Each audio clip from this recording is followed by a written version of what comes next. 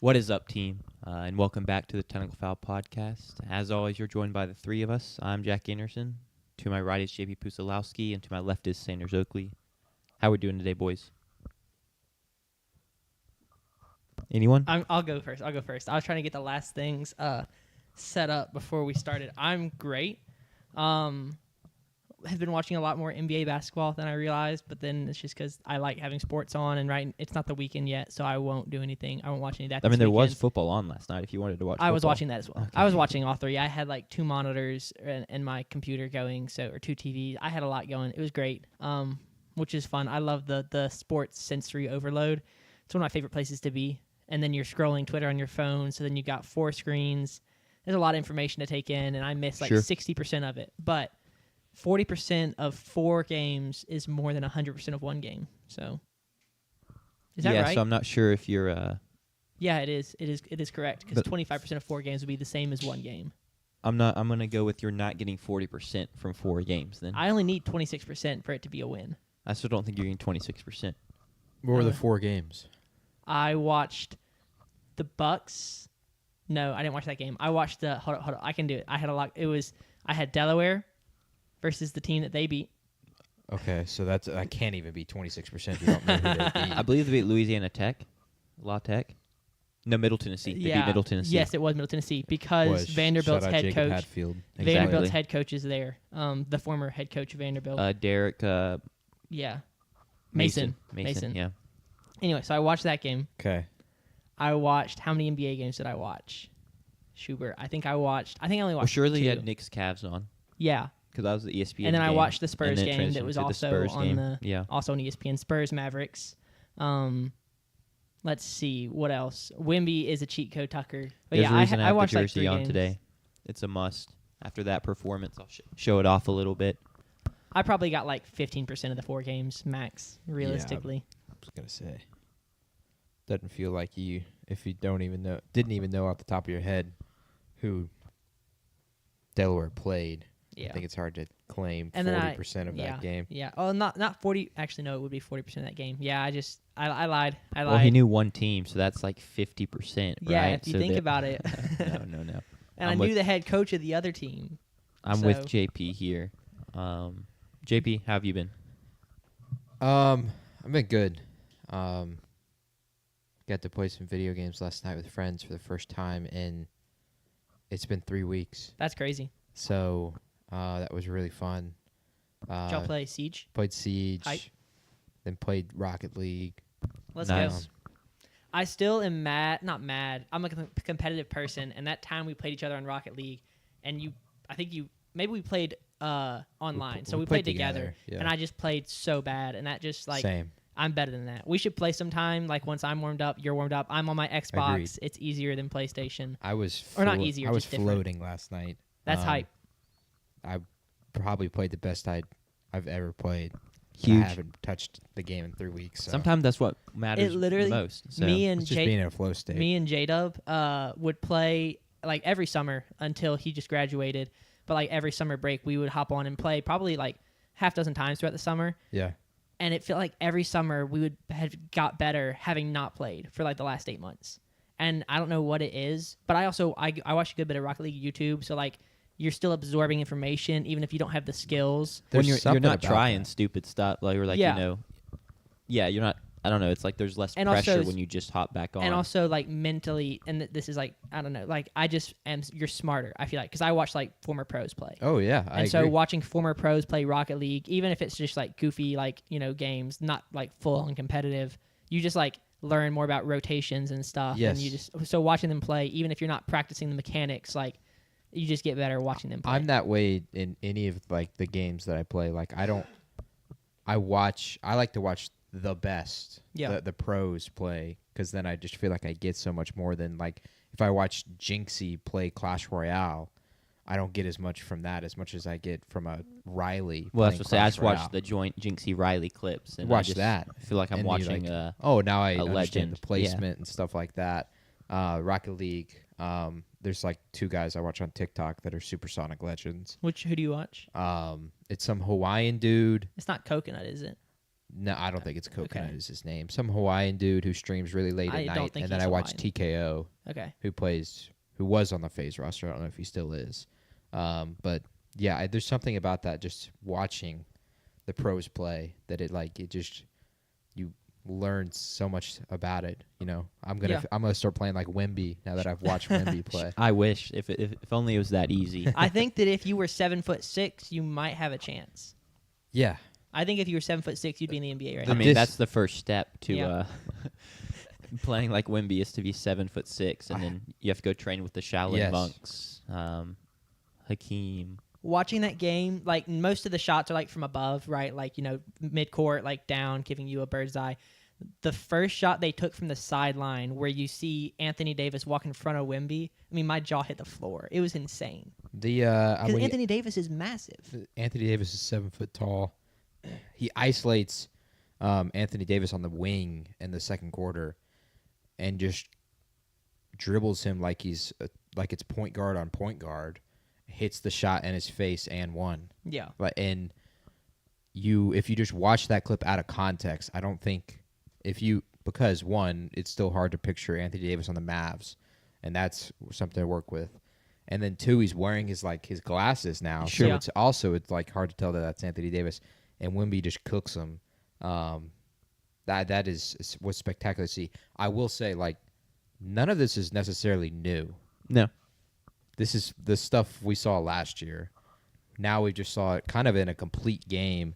And if we're going to continue to get, obviously, if he averages 40 and 15, it's I wish, not going to hell happen, of a but I story. wish. But if he continues to put together games like that, and he's going to be on TV more, more and more people are going to understand what's coming. That's what people have been kind of talking about in NBA circles is what's coming. Yeah. And it's Victor Wembanyama. Better get your championships now before he gets going. He gets an actual team around him. Which the pieces around him looked pretty good last night. Yeah, not all the way Vassell there and yet. Castle both looked good. Dylan Harper played well. Yeah, He had Harper played well. 15. Yep, Champagne's always in the corner knocking him I down. love Julian Champagnie, man. He's so underrated. The Luke Cornett minutes were the rough Yeah. part of the night. Which I love him so much just because it looks like he is playing. He's on an NBA team with perpetual bedhead. Like his hair's just sticking up in the back. Yeah. Yeah. Him and Wemby's nickname together is French Vanilla. That's But fire. not a great start for French Vanilla. But we got a huge win. Yeah. Cooper Flag played fine. Harris. Yeah, I was going to address everyone in the chat before we Yeah, get go into the ahead. meat of the show. Hail State Sven, welcome in. Glad you could join us. Love seeing you for our earlier shows. It's always sad when we do like an 8 o'clock show and you're not here to talk ball because it's like 4 in the morning there. Yeah, we talked about Wemby, for Tucker. Mont fixed his ballot for you, JP. He has almost 17. We'll so talk about that here in a few minutes. Yeah, we will. We will. Brandon shouting out Rocket League, and then Harris. Yeah, your thoughts on Cooper played well. He played a lot better in the second half. If he makes the dunk from the lob on Anthony Davis, I think the night completely changes. But he didn't, thankfully. But went from there, it completely changed. The Mavs didn't set him up for success. No. They had him run point guard Yeah. against a good defender for Cooper's body type in Stephon Castle because he's big enough that he can still handle the bumps from Flag. But then he's just so quick and shifty that Flag's not really going to go around him. And then it's really tough to try and play offense when Wemby is on defense. Yeah, you drive and Wemby's try this. So and the drive and then step back is not there because he is just reaching over you Correct. like an umbrella. So it's a really tough opening game for a rookie to try and score on Victor Wembanyama, and he did it once Wemby was on the bench in that in the second. And you half. saw a lot of the intangibles and the other stuff that's really additive in terms of he got a lot of rebounds. His hands were active defensively. He poked away a couple passes. Was in the right spot a lot. So, sure the shot wasn't falling, but there was still a lot of good to take away from it. Plays second most minutes, 32 minutes on opening night. So I'm curious if he'll continue to play that kind of minute load for a rookie. That's one of the things rookies struggle with is you go from playing 35 games to playing 82, and that 82 doesn't even include the postseason. So we'll see how he handles that going forward. But it's just crazy to see him out there listed as a guard, no different than when Kevin Durant was listed as a guard on opening night on Tuesday. So they need Kyrie to return because I think that'll just help them a ton. But also he's still a good bit away because he popped his Achilles. It'll be New towards Year. the end. It'll of the be season. around All-Star break. towards would be my guess. ACL in the not Achilles. playoffs. Okay. What are we thinking for Kyrie? What are we thinking? Like yeah, when he returns. returns? I'm I would thinking New say Year. post. Yeah, it's going to be 2026. Yeah. Okay. At the earliest at this point. Tucker asked, has the next player not named Wemby to be Defensive Player of the Year been born yet? So basically, like, is Wemby going to win it for the next 18 years? Yes. Or Because you have to play 65 games to win the award, and so there will be a couple years where Wemby gets hurt, doesn't play that. I don't even know if he's going to have an 18-year. I just see him suffering with injuries. I don't think he's going to have an 18-year career. So someone else. Knock on wood, if you don't mind. Yeah. When you say that, yeah, appreciate that. Thank you. We don't want to see that. No. Except, no, that I said, never mind, it would be reverse jinx. I don't know, I'm joking. And then Harris lost his 2 fantasy football games by combined 1.62 points. That's tough. Hey, skill issue. Yeah. I always say that. My league has that same problem right now. I mean, Andrew McBride's dealing with this as well, one of our listeners, but I'm second in points scored, but I'm 4-3. Tough. Unfortunately, that's the nature of fantasy football. You can be last in points scored in 2 and 6, and somehow that feels like a massive win. That's where I'm at in our college fantasy The guy league. who is last in points scored in my league is last in points scored by 100 points. He's 5-2. That's insane. So that's insane. it can happen. Sven, even if you don't watch the NBA, I implore you to go look at the Wemby highlights because it's also he brought a level of physicality and aggression that if you're anti this era, I think you may appreciate. He was looking to get downhill constantly. I'm with you, Sven. I don't really like the NBA.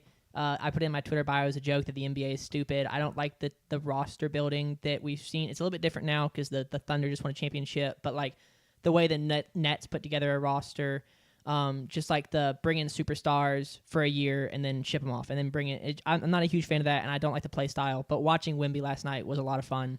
Yeah, I'd also say now if any time is the time to get back into it because, one, they've introduced the apron stuff, which is going to hinder the stuff Sanders is talking about with roster building, making it more fair. But two, at least through the first 2 nights, the presentation on the major 2 networks that we've seen so far is off the charts with NBC and ESPN. ESPN was light years better. I watched all of the Inside the NBA stuff. They were amazing, hilarious as always. And then their crews were better as well. Yeah. Legler was great with Mike Breen. I wish that they were calling the Wemby game a little bit more, but the NBC 2 crews were amazing as well, even with Noah Eagle calling games. So now if any time is a time to get back into it, I feel like they've done a lot better job presenting the sport. I just hope that the gambling shit that came out today doesn't take away from what was an electric 2 nights start to the NBA season. What I missed that. What came out today? So I haven't been on Twitter this a lot. morning, it was revealed that an investigation was completed. It took about 4 years to complete this investigation by the FBI. Like the FBI, not just any FBI. The FBI completed an investigation that found that it was something like 30-something people were guilty of it. A lot of them mafia boss members, but specifically 3 names: Chauncey Billups, the current head coach of the Portland Trail Blazers, big deal, was allegedly involved in illegal poker games that involved the use of illegal tables, illegal shufflers, set decks against other high rollers that had no clue, and they essentially would steal their money. Yeah. Because the decks were set. It was also found that Damon Jones, a former player and not a head coach, but a coach for multiple organizations over the years, as well as Terry Rozier, was found guilty, allegedly, of telling mafia boss members information about the upcoming game before the public knew about it. 2 specific cases in, I believe it was 2013. No, I maybe not the year, but Damon Jones essentially said that, told mafia boss members that LeBron James wasn't going to play in a game that night before the public knew about it because he was a coach on the team. Yeah. And the mafia boss members bet the other team because LeBron wasn't playing, so they bet them big like $200,000 worth. One $200,000 worth because LeBron didn't play that night. Yeah. The other one is Terry Rozier, an actual player, was found guilty, allegedly, of telling people, Mafia boss members, that he was only going to play a few minutes that night and then leave the game with an injury. So they went to his prop bets like you would on Underdog or something, and they allegedly wagered $200,000+ on him going under on all of his prop bets. Yeah. They hit. He played 9 minutes in that game, and they won a bunch of money. Yeah, that's and crazy. There's a lot more to that. There's a lot more stories to that. There's a lot of bad things about it, of course, like players giving information to the public, coaches being involved in illegal poker activities. But the NBA conducted an investigation on this over the past. It was like a 6-month investigation. They didn't find anyone guilty of anything. So that's a huge problem. If the FBI found it, but the NBA, who is literally the direct source, couldn't find it. Yeah. Huge problem.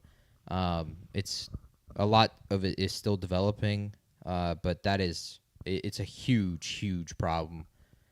And I hope it doesn't take away from what was an excellent start to the NBA season. But it's insane. Yeah. It's because it's an integrity of the sport kind of thing.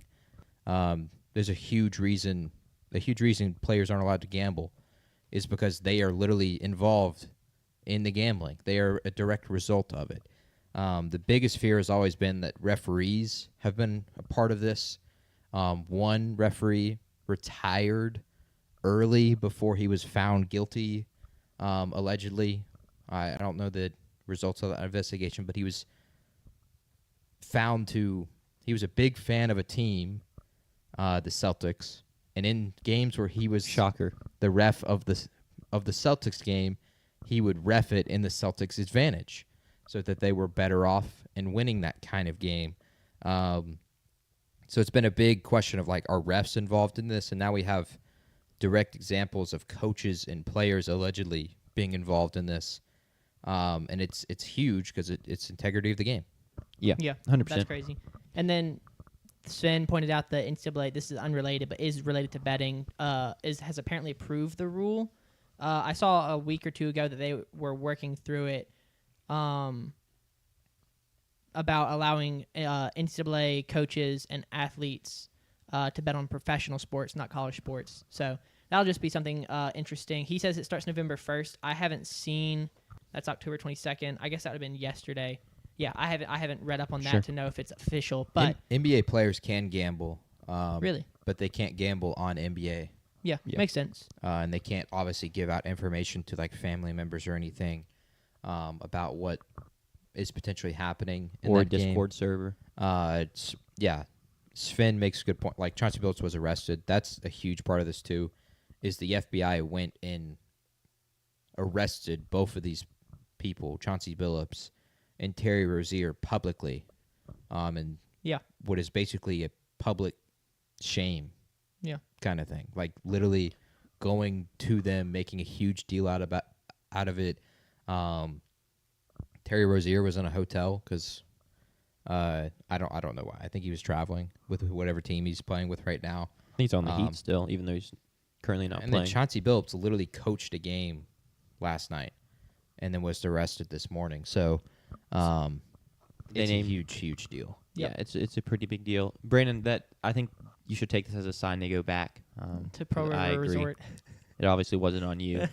And then, real quick before we get the show started, I just would ask you, Chromie, how the Kings have started their season. If you're coming here talking trash about Wemby, how did last night go for y'all? Enough, side stuff. Yeah, 20 minutes of all really important things. But it's not why we're here. We're here to preview the weekend of football, and that'll start with the People's Poll, revealing our top 25 rankings, and then we'll get into college football previews. Heavy on the SEC because it's just the best games this weekend, and I personally won't speak for y'all. I'm a little SEC biased. It's just the best conference, and then we'll get into the NFL games, and then we have a question to broach you. should we potentially stop? Could we call this segment JP's Bets segment until further notice? And that was brought up by Sanders. Yeah, I said I remade all of our graphics in Photoshop instead of Excel, just to kind of improve the quality. And I've been getting better at using Photoshop and stuff. But I was remaking. I said, should I just change it to JP's Bets? Because the reality is like they're clearly not your best bets because you're winning the ones you're not telling us about and losing the ones you are publicizing. So agreed. Maybe they should just be JP's Bets until further notice. I'm fine with that. JP's, yeah, I don't know. JP's decent bets. We may not be even there, to be honest. But Sanders, do you want to walk us through this People's Poll? Yeah, let's get. Oh well. There's one of the new graphics that is. Let me pull out your magnifying glass, people, make it a little bit to larger. See that on the screen. Let me make it a little bit larger. Wait, that's definitely not the right one. I'm not gonna worry about it right now. It's the old one, but I'll fix it for next week's show. This week's People Poll. The People Poll is a ballot or a poll that we all vote in. We have friends and family that vote in it. Would love to get our viewers voting it. It's at t25sports.com. It's a website I created. It's super easy to use. You literally go in the homepage, and it's just like a big button that says submit your ballot. Once you do that, make your account, then you can see everyone else's ballots. You can see the consensus poll, and that's what we're about to talk about. So the consensus poll is posted. We've got 9 ballots, 9 voters so far. Ohio State is still at 1. Indiana, A&M, and Alabama all moved up a spot. Georgia, Texas Tech, Oregon, 5, 6, and 7. Miami drops after their loss to Louisville last Friday night. Vanderbilt cracks the top 10, I believe, for the first time, but I wouldn't be surprised if, given we've got some people, they might have been top 10 earlier in the season. Can you not just scroll to the right and see? Great point. Yeah. Vanderbilt. Yeah, first time. Yeah. No way they were ahead. Yeah, for sure. 3. Texas Tech drops to 10, only 4 spots. Ole Miss drops 3 to 11. Oklahoma and Missouri sit there at 12 and 13. BYU's at 14 after moving up 15 spots for beating Utah. Virginia is sitting there at 15, unmoving. Notre Dame moved up a spot. Louisville, one of our biggest movers, jumps from unranked to 17th. Our biggest mover, not one of. They are the biggest mover of the week, 8 spots. Tennessee drops 7. Cincinnati and USF both moved up 2. LSU drops 7, still in the top 25. They're 21st right now. Texas drops a couple. Arizona State and Michigan both re-enter, and then USC drops 7 to 25. A couple highlights. We had 9 voters. 18 teams appeared on every ballot. That may be a record. I think the previous high... No, we've had 18 once before, so tie the record. We had 3 teams that were on 8 of the 9 ballots. That was Tennessee, Cincinnati, and LSU. The 3 people robbing them of a perfect ballot are Steelboy Voter did not rank Tennessee, MF Water did not rank Cincinnati, and Andrew B did not rank LSU. Conference breakdown, we've got 1 AAC team, 4 ACC, 4 Big 12, 5 Big 10, 10 SEC, and an independent team. Another really interesting thing, probably the most interesting on the consensus ballot, is Arizona State sits there at 23. They're on every single ballot. So I think they might have the most narrow margin. So everyone ranked them between 21 and 25. So that might be the most agreed upon team in the ballot, other than an Ohio State and Indiana, where Ohio State's ranked first and their lowest is 4th, so maybe not. But Arizona State is one of those teams that everyone kind of agrees on where they belong, and then other teams ranked ahead of them that aren't on every ballot get boosted because teams have them higher, and kind of gives them a big jump. So do y'all have any thoughts on the consensus, any individual ballots? Well, I heard you say Ohio State's lowest is 4. Yes. So that means Mont, who I hope is still in the chat so we can address this, has Ohio State at 4 still.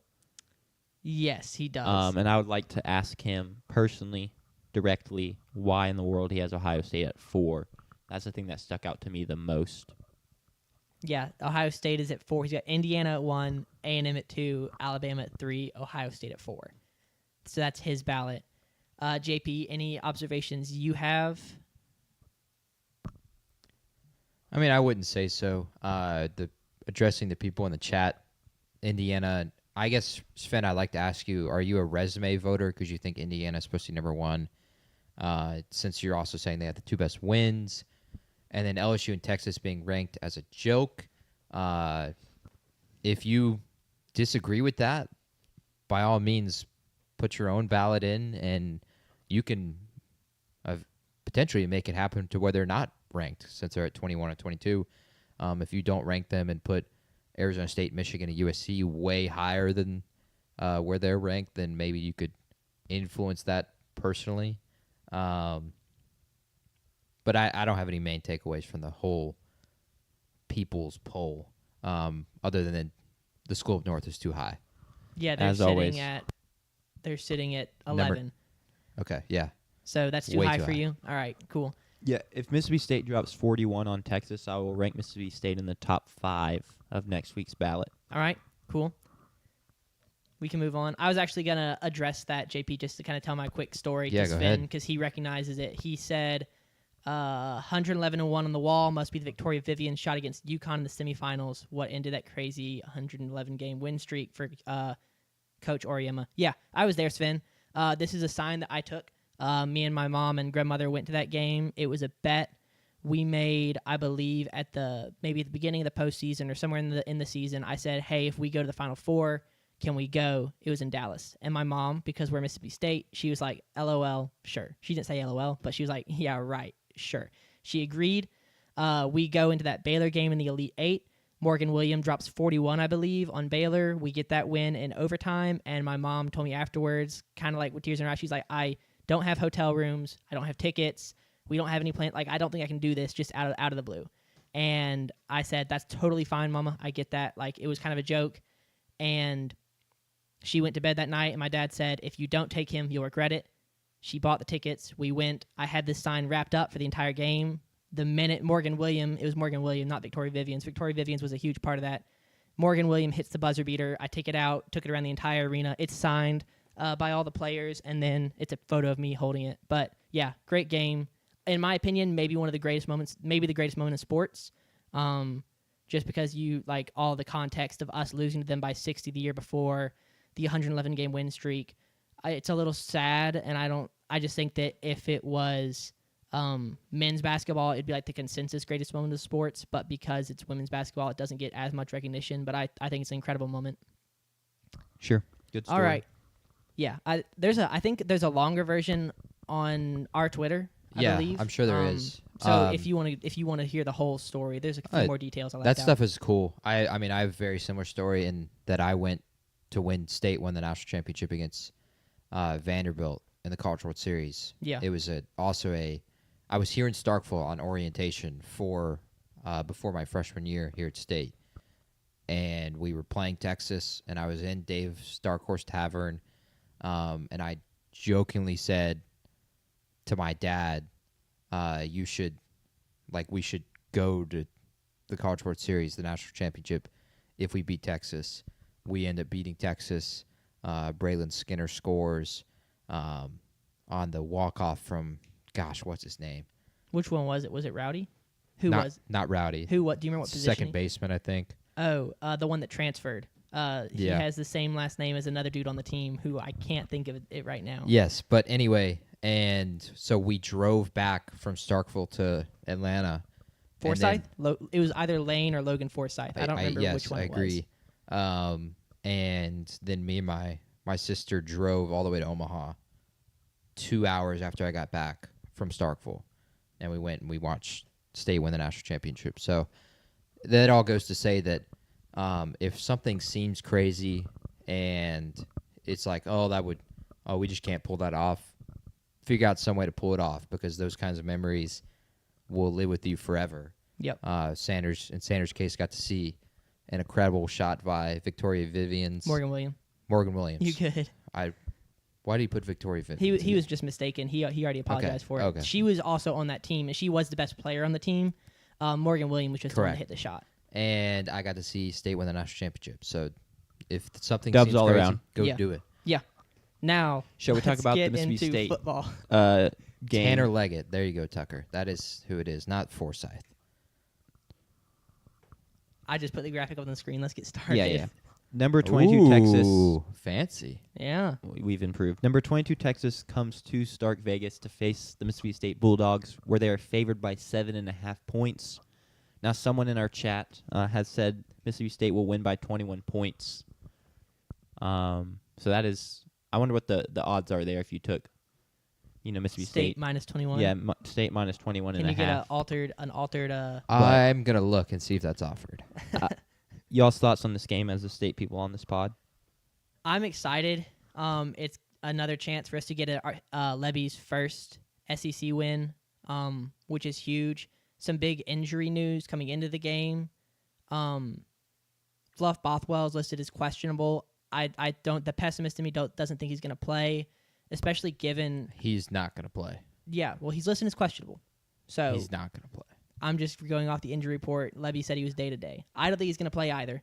If he plays, he have- wouldn't be 100%. I have sources. Okay, Are these cool. your Sources. Okay. Source okay. says that say Bothwell's not going to play. If he plays, he will play 10 snaps at most and have 5 carries. Yeah.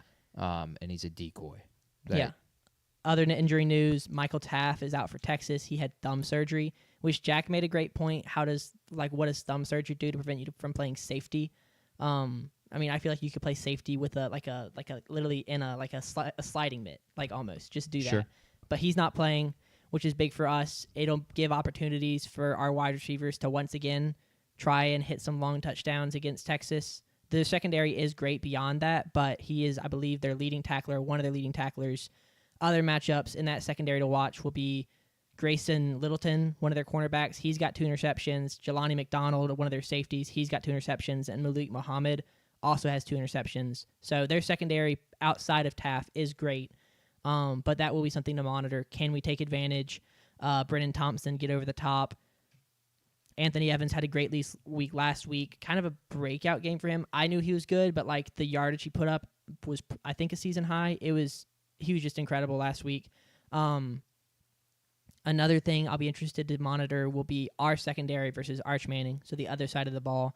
We're 6th in the not NFL, Schubert, 6th in college football in interceptions. We've got, I believe, like 7 guys with an interception, maybe 8. We've got a lot of guys kind of spreading the wealth, sharing the wealth. A lot of guys getting their hands on the ball in the secondary, which is big because Arch has been underwhelming this year. I'm not going to say he's thrown a lot of interceptions. I believe he's only thrown 5. But if we can take advantage and really get some key turnovers. I fully expect it. Sam Levitt threw 2, Joey Aguilar threw 2, Marcel Reed threw 1, and DJ Lagway threw 2. Yeah. It's not like our interceptions against Alcorn and Southern Miss and Northern Illinois, although we do have an interception against Southern Miss, and I can't recall from the other 2 games. But I fully expect it to happen, even if Arch was to be cooking. Yeah. Which he won't. I expect. You can continue, though, if you have more No, to you're say. good. Continue. But no, I fully expect that to be the case. And not that we need it, but we would love to have it. Like, absolutely. Who wouldn't love for the other quarterback to throw picks to you? Everyone's going to fence ride this game. And I've seen that at least so far. Fence riding, meaning they're going to pick Texas to win, but State to cover. Texas to just survive like they did last week. I'm going to tell you right now, I'm not going to be satisfied if we fence ride. Yeah. If we just cover the spread. And the fan base obviously won't be satisfied if we That's very fence apparent. ride. Sark said it himself, special teams and defense is the nature of the Texas team right now. Defensively, they've given up more than 14 points just once this year. Surprisingly to DJ Lagway in Florida, where they gave up 27. But at the same time, the most points they've scored against Power 4 competition is 21. Also against Florida, we scored 21 against Florida last week as well. Again, another opportunity for Lebby and State to get a marquee win. This is what I yapped about on Sunday to Tucker specifically, that who cares that we lost 2 in a row, or 3 in a row, right? 3 in a row. Yeah, 3 in a row. Tennessee, Texas A&M, and Florida. If we win this game, everything will change. And I said something very similar to speaking about the Jaguars in the NFL. Like it's just because we've lost 2 in a row, 3 in a row, that it feels way different than it did when we were 4-0. This is a chance to get a marquee win. And you don't get these kind of opportunities against a program, against a brand, against that logo where they are weak. I think this is going to be the lowest spread we may ever have against Texas here in Starkville. I would imagine, even if we got really good, because I think Sark is going to bring back a better team next year and going forward. So it's maybe our best chance ever to beat Texas and that logo. And that logo is like, it's on par with, for us, beating the Crimson Tide, beating LSU, or beating Georgia. We haven't beat Alabama since 2007. LSU, when we beat them, that's a huge win for that kind of program. For Mike Leach, it was his first win here in Starkville against the defending national champions. Now, they weren't anything in that COVID season, but it was a huge win. 2017 was the Nick Fitzgerald game. I was at that game. That was a huge win for Joe Moorhead. And then 2014 was the Dak Prescott and Death Valley game, and that really propelled us that season towards the number 1 overall team in the country. Not that this is going to propel us to anything like that, but it is a win that it's going to be huge, marquee, something for Lebby to hold in terms of contract negotiations going forward, in terms of recruiting, in terms of NIL within our fan base. This is not a must-win, but it is a huge chance for Lebby in this program. It's a huge spot, too. This is the last game, technically, of a 4-game road trip for Texas. They haven't played at home since Arch flexed on Sam Houston. The Cotton Bowl was technically a home game for them, but they've played on the road since then. And I don't care how bad they've looked. Like, we've got to have a chance to win this game. It's also maybe a look-ahead game for Texas to play who next week, Jack? You know who they're playing next week? I'll guess. Or you got it. Sounds like Sanders knows. Yeah. I'm gonna guess Georgia. No. Oh, okay. I know because I was reading your notes ahead. It's Vandy. Yeah. Oh, okay. Is this a look-ahead game for Vanderbilt next week? How hilarious is that to say? For Texas, Vanderbilt goes to Austin next week. So it's for the first SEC win for Jeff Lebby to potentially be against Texas. Maybe you feel like he could go on a run to end this year. We could get to bowl eligibility. You'd have to imagine that we could then go handle business against Arkansas next week. So it's a huge, huge opportunity. In terms of X's and O's, for me, the biggest key to this game is, of course, protecting Blake Shapen, like I said last week. But the second thing is elite wide receivers versus Texas. Everyone talks about the Texas defense. That has not been the case. Carnell Tate, Jeremiah Smith. Carnell Tate was 2 for 49 and a touchdown. Jeremiah Smith was 6 for 43, a couple big first downs in that game. Florida, Dallas Wilson, Vernell Brown. Dallas Wilson was 6 for 111 for 2 touchdowns. Vernell Brown was 3 for 72. Oklahoma, even with John Mateer, being a game-time decision, having a problem with his thumb on his throwing hand, Deion Burks was 5 for 64, and Satango was 4 for 61.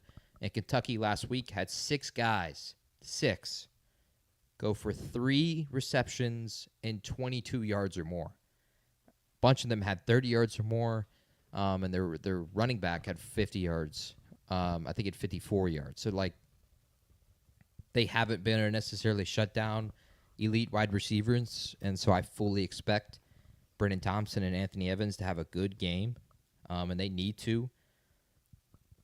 The race is, I think this is actually the race to 20 game that we talked about last week with Vanderbilt and LSU. And I hope that we can, eat in the passing game. Yeah. With Brennan Thompson and Anthony Evans. Yeah. A couple more things. I'll be interested to see how does the fan base react.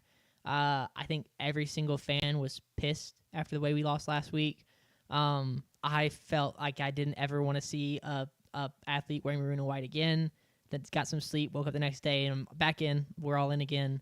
But I'm just curious, is the student section full? Do we have more Texas fans than we did Tennessee fans? What does their traveling look like? I don't expect that. It's a little bit farther of a drive. But what does that look like? Another thing, and this is the reason we lost the Florida game, in my opinion, was the little things. And that's the Xavier Gayton fumble, the missed kick, taking care of those little things, the targeting penalty, and then the illegal contact or whatever you want to call it. Those will be interesting to see.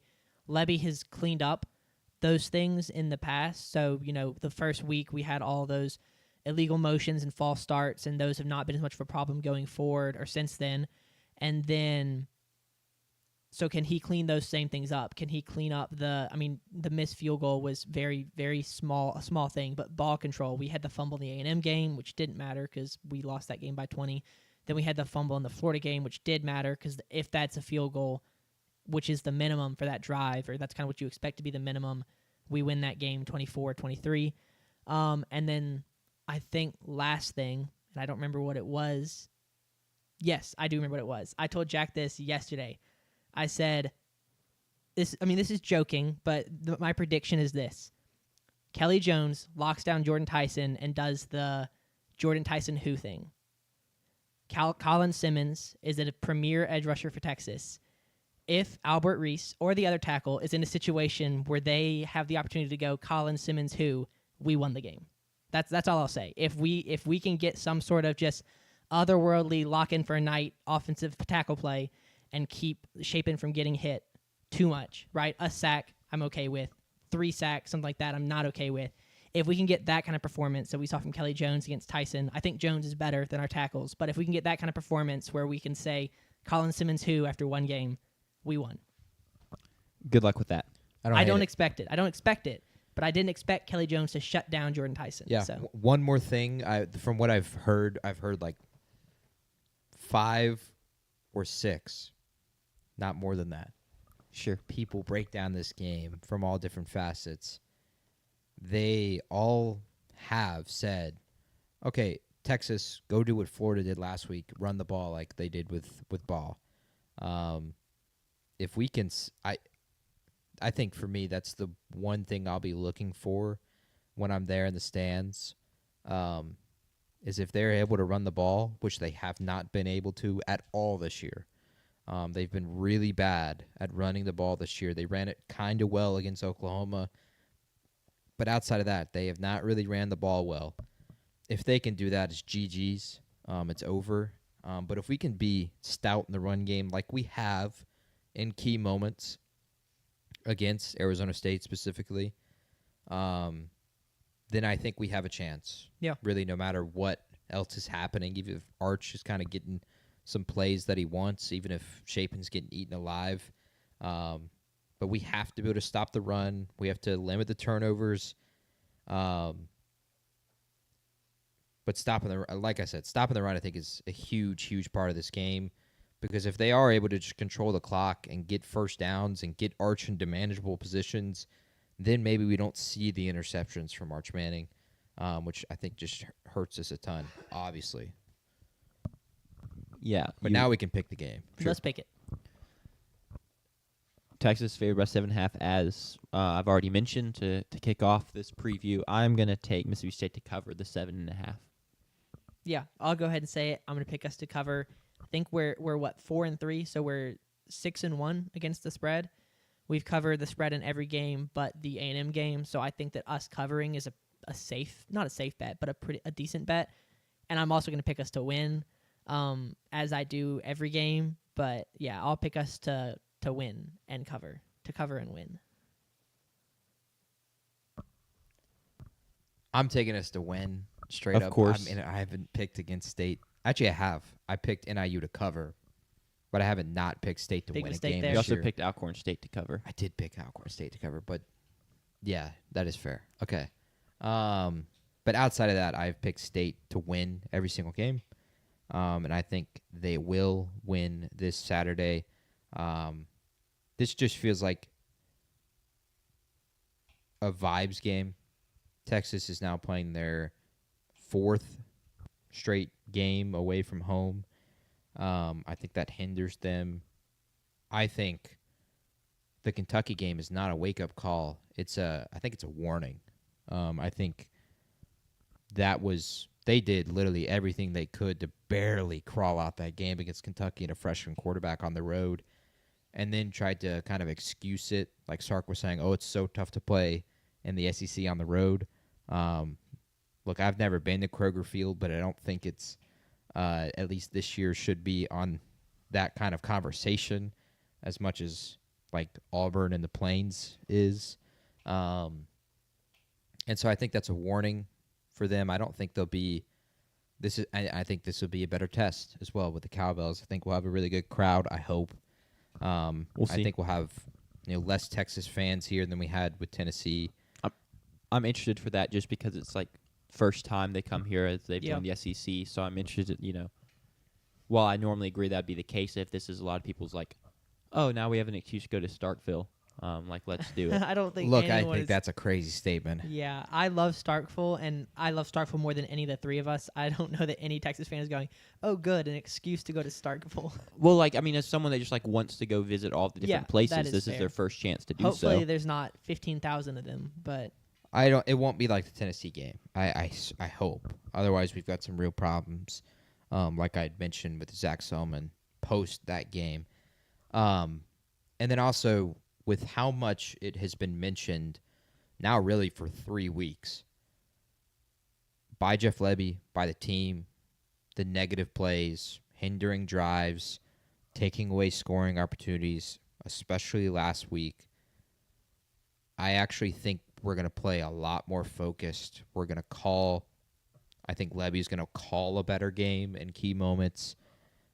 And I think we'll take advantage of those scoring opportunities, which we have to do because I don't think we're going to get too many of them. But I think we will. I think we'll be focused. I think the team will be bought in on that. Coming back and playing for the Cowbells, I think is going to just be huge for the team with the boost of the morale coming off 3 straight losses. And so give me the Dogs to win, obviously cover.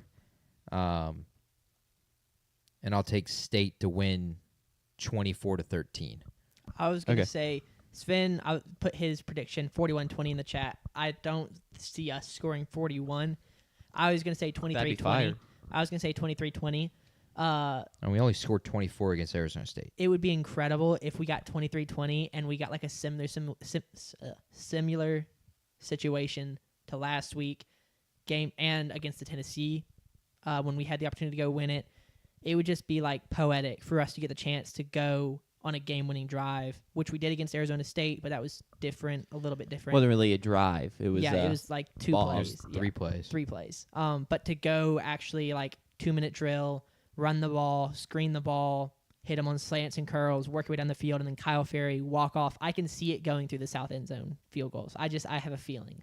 But maybe that's just crazy. Anyway, I would love to see the poeticness of that situation play out. Answer a few questions. Andrew B., I don't think this is a must-win game. It is a must-win game, I guess, for Texas to keep their postseason odds alive, SEC championship odds alive, but it's not a must-win for State by any means. We could lose by 40. I don't think it matters. It may matter for the fan base, but I don't think it matters in-house. If Texas is a marquee win, is Florida a marquee loss? No and no. As an Auburn, I would jump overjoyed to see a team score over 3 touchdowns. I agree. That's well said, considering how Auburn is playing right now. But that kind of does it for our State. Lott said 7-3 MSU pick 6 to win, and Arch Manning gets benched. That's like the Arkansas game. Where I was about to say. It would be. Yeah. Yes. Kind of. Because did we score it? Yes, we scored. We were. I think we won 10-3. Yeah. We won. No, I think we won 10-7. 10-7. Yeah. Because the touchdown they scored that got called back for a false start would have won the game if it stood. All right. Huge. Let's move on. Let me get your team up. Oh, there you go. The number 3 Texas A&M Aggies travel to Death Valley and face number 20 LSU in a night game. Shocker. Every game at night. Death Valley is a night game at this point, especially if it's an SEC opponent coming to town. And A&M is favored on the road by 2.5, which I don't actually know this, but I'm pretty confident to bet this is our first time being favored at Death Valley since joining the SEC. That feels like a pretty safe bet. But y'all's thoughts on this game?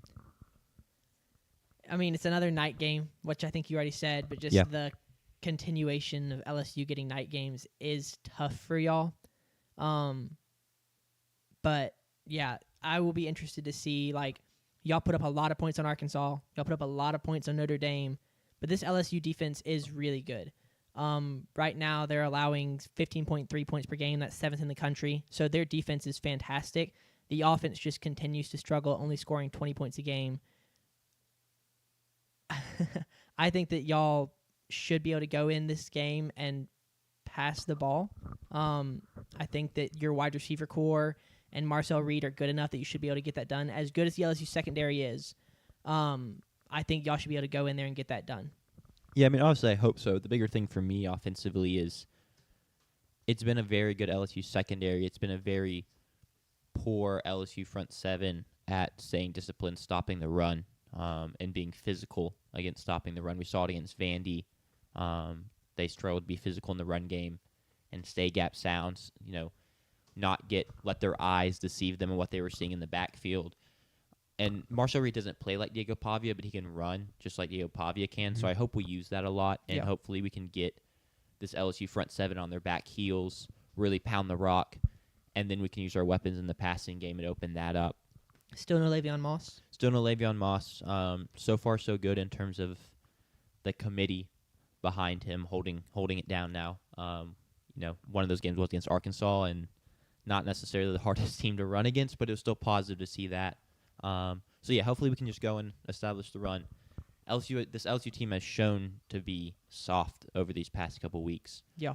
And the one thing I've taken pride in as an A&M fan is we have not been soft. We've, especially on the offense, with the offensive line and the running backs, they pride themselves on being a very physical facet of our game.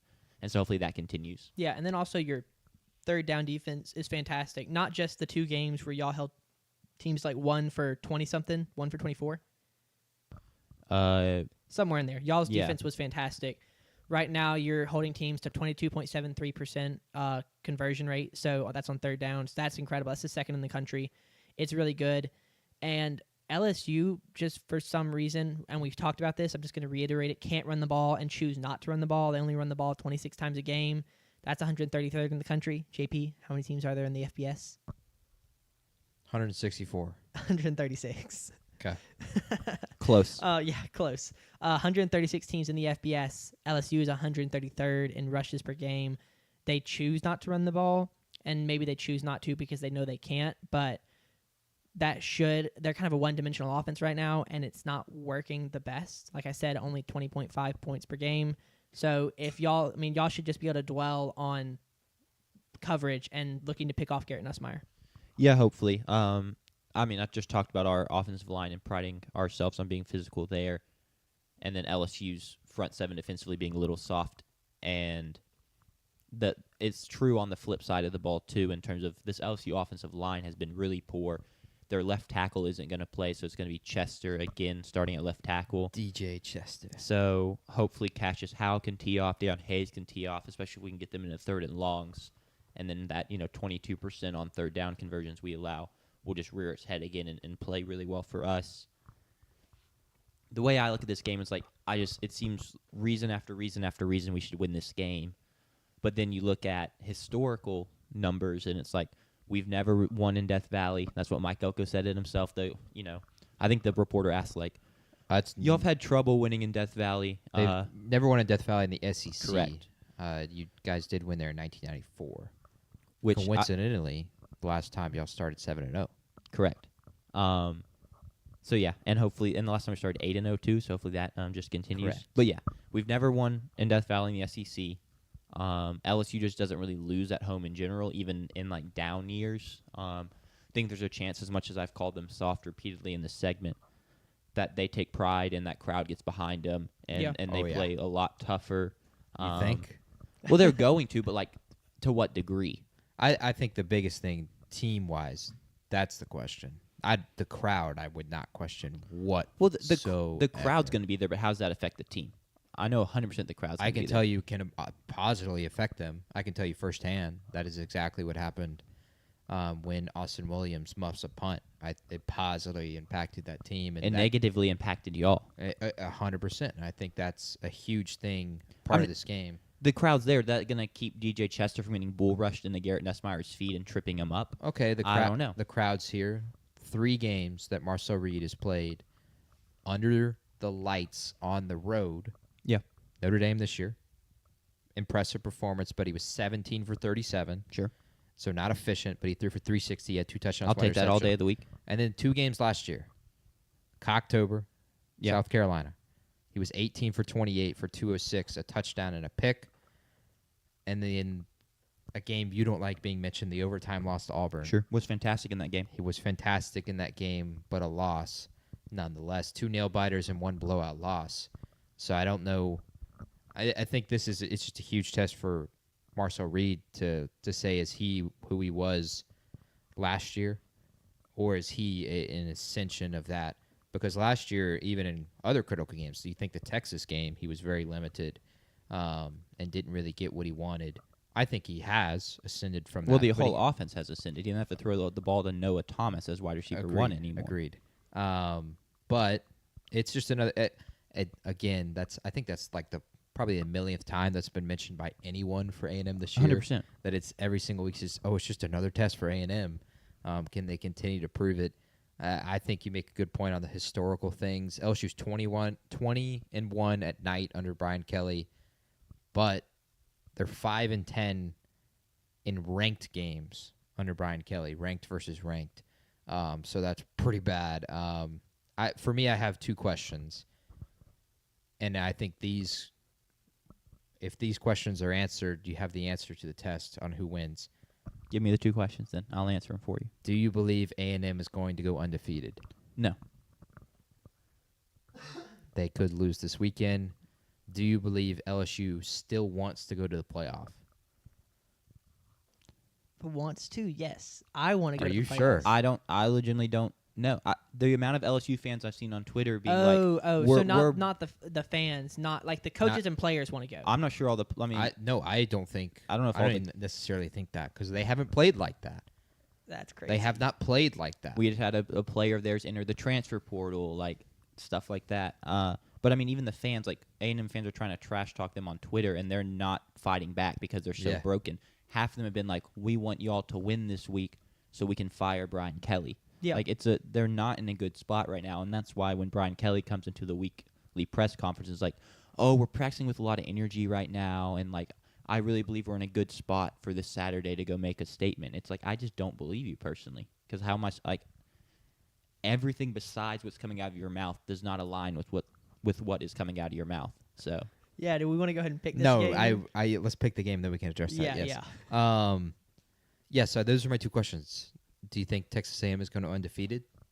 They may lose this weekend. And then I agree with Jack. I'm not sure that this LSU team still wants to go to the playoff. Brian Kelly 20-1 in night games at LSU, the 1 loss last year when he got boat raced by Alabama. I'm gonna pick it with precedent and then force A&M to prove me wrong. And I'll take LSU in a close one. I'll take Marcel Reed to struggle. I'll take the LSU defense to play really, really well. I'll take the crowd to affect the game so much more than I think people are going to give them credit for, because I've seen that firsthand. Again, that's precedent. And I'll take LSU to win and, of course, cover as 2.5-point home underdogs. Give me the Tigers. I'll be cheering for the Aggies, though. Sure. Yeah. Sanders? I think I'm going to hop on board that train of the crowd and the environment affecting the teams, because it almost always does. Tucker made the point about Alabama blowing out LSU last year and the crowd emptying out. I don't expect a blowout against that LSU defense this year. Even if you dominated that game, you're only up like 17-3, 21-3 going into the fourth quarter probably. I just don't think the defense is going to give up anything more than that. And so I don't see the crowd giving up on LSU that quickly or in that manner. So yeah, I'm going to hop on board the A&M or the LSU to cover train. This is just where we want to be honest. JP mentioned it, but we've had to prove it over and over again this year, and we've proved it every time. And so I agree. I don't think we're going undefeated this year. Like, I don't think you have to be a truly elite college football team to go undefeated in college football, and we are not that. Especially this year. Correct. I don't think this is going to be where we're going to slip up. It could be. That crowd can get crazy. Maybe Brian Kelly gets the boys ready to play, and we lay an egg. But I'm going to trust that they're not. Go ahead. I was going to say, I don't think it's going to be laying an egg. I just think it'll be close and competitive, and that the A&M will turn the ball over, and it keeps LSU in the game. Sure. But I do not expect A&M to lay an egg. But we could. You never know. I don't expect it either, which is why I'm picking us to win. But I just personally think their offense isn't good enough to pull away in any facet, and then I'm going to trust our offense to come through when the game's close and make plays to win. So give me A&M to win, and obviously give me A&M to cover the 2.5, because I'd be crazy to be like A&M wins by 2, A&M wins by 1. Cool. Announcement for those of y'all watching after the live stream. We have officially made it as a podcast. We now have a bot in the chat. Do any of y'all want to say anything for this moment? Well, I'll just say what I said in the chat for those that are listening on podcast. So the bot, we believe, allegedly at this point. Yeah, if you're not a bot, we apologize. Yeah. Let us know. Faison, I'll assume that's how he pronounces his first name, Hamrock, which, what a name. That needs to be like Hobart Snock, one of our ballot names. Oh, 100%. He said, so I'm not sure if I'll get banned for this, which I'm not going to ban you, Faison, sorry. Or congratulations, however you feel about that.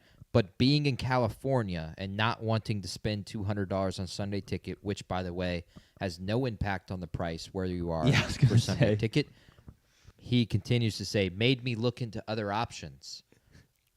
And his promo, which maybe he works for them, Screen Variety TV is wonderful, and just for $8.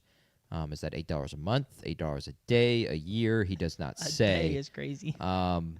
Maybe a weekend. I'm thinking it's a week. Like you get it for it's like a day pass type deal. Yeah, that's what I'm thinking. Yeah. I thought it was a one-time payment. I'm not gonna lie. Faison, like I said, we're not gonna ban you. Just get the student version of Sunday Ticket. Go find a volleyball player for Illinois State and steal her identity and say that that's you, and get this Sunday Ticket for it's like $140 or something. We have sources as well. We're welcome to. Yeah, if you subscribe, you can have my identity. Yeah, we'll give you our identity for a small price, subscription, of course, and then some moolah on top of that. You can subscribe to my identity. Student version of Sunday Ticket's way cheaper. Why aren't you doing that? And also, have you ever heard of Meth Streams? Also a good option. That has all the games there for free as well. And then also, I would argue you don't need Sunday Ticket anymore because you can just get NFL Plus and get the Red Zone package and just watch Red Zone. Sure. Because Red Zone will give you everything you need and also give you whatever local game is on TV for you. But we have ascended, I guess, to where there's allegedly a bot in our chat and Faison. Yeah. Which, impressive bot message. Clear lack of typos. Just horrible grammar for a bot message that long. They've really stepped up their game. Yep. Real quick, Sven is talking. I'm actually not going to address it. The chat addressed it. Sven asked about Brian Kelly's ability to recruit transfers. And the chat, he said that they haven't brought in a transfer wide receiver. They took Xavier Thomas from us. Yes, they haven't used him, but I think he was a 4-star transfer leaving here, going there, so he was good at State, and just they don't use him at LSU. They took Nick Anderson, OU's number 1 wide receiver from last year. He's at LSU now, so they have hit the transfer portal at wide receiver. It's just not working right now, and in part, I think that's a lot of offensive line related and Garrett Nussmeier injury related. All right, we want to move on to the next game. Yeah, I do agree. Brian Kelly is in over his head though currently. Yes. I agree. That specific example. Oh yeah, 100%. 100%. Disagree. Can't believe this is where we're at. Where this is college game day for the weekend. Number 15 Missouri, the afterthought according to Elijah Drinkwitz, or like the side deal. The side package. They traveled to number 10 Vanderbilt, who is the main event according to Elijah Drinkwitz once again of the weekend, to face off at 2:30 on Saturday. And Vandy, as the home team, is a 2.5-point favorite. What are y'all's thoughts on this game? Sorry, I was just... JP, can you talk? I was just reading this. Yeah, I'll go and beat the dead horse and say what every single other person has said about this game that has half a brain at least. These teams are very similar. Disrespected SEC teams. Undervalued, they would say, their personal opinion, head coaches and Clark Lee and Eli Drinkwitz. Obviously, the team feels the same, that they are undervalued and under-respected, but also they're very similar from an X's and O's standpoint. They like to run the ball a ton. They like to control the clock, up the time of possession, keep your offense off the field. And they have mobile quarterbacks that can make big plays with their legs and have made big plays with their legs. So these teams are going to be very similar, and so it's very easy to say that whoever does better at what they do best wins this game. It's also going to be very easy to say that, okay, well, what is the one key difference that's going to make the difference? And that's X factors. And for Missouri, it's Ahmad Hardy, who has struggled for 2 straight weeks. Yep. After having a terrific start to the season. And for Vanderbilt, it's Eli Stowers, who is just a freak. He's going to be an NFL tight end without a question, and had a terrific game last week against LSU and can have a terrific game again this week against Missouri. So who do you think wins that matchup is a key part. I'd also like just to highlight quarterback play. Beau Pribula, I'm a known Penn Stater of last year's Penn State team, not this year's. I really like Beau Pribula, and I think he's played really well this year. He hasn't, of course, gotten a lot of talk because he's only played in one game that was really on TV, in the Alabama game. I think he's better than Diego Pavia, straight up. I think he's a better quarterback, and he can push the ball down the field better. I think he plays better because he also doesn't play with so much confidence and moxie that he gets forced into tough turnovers at times.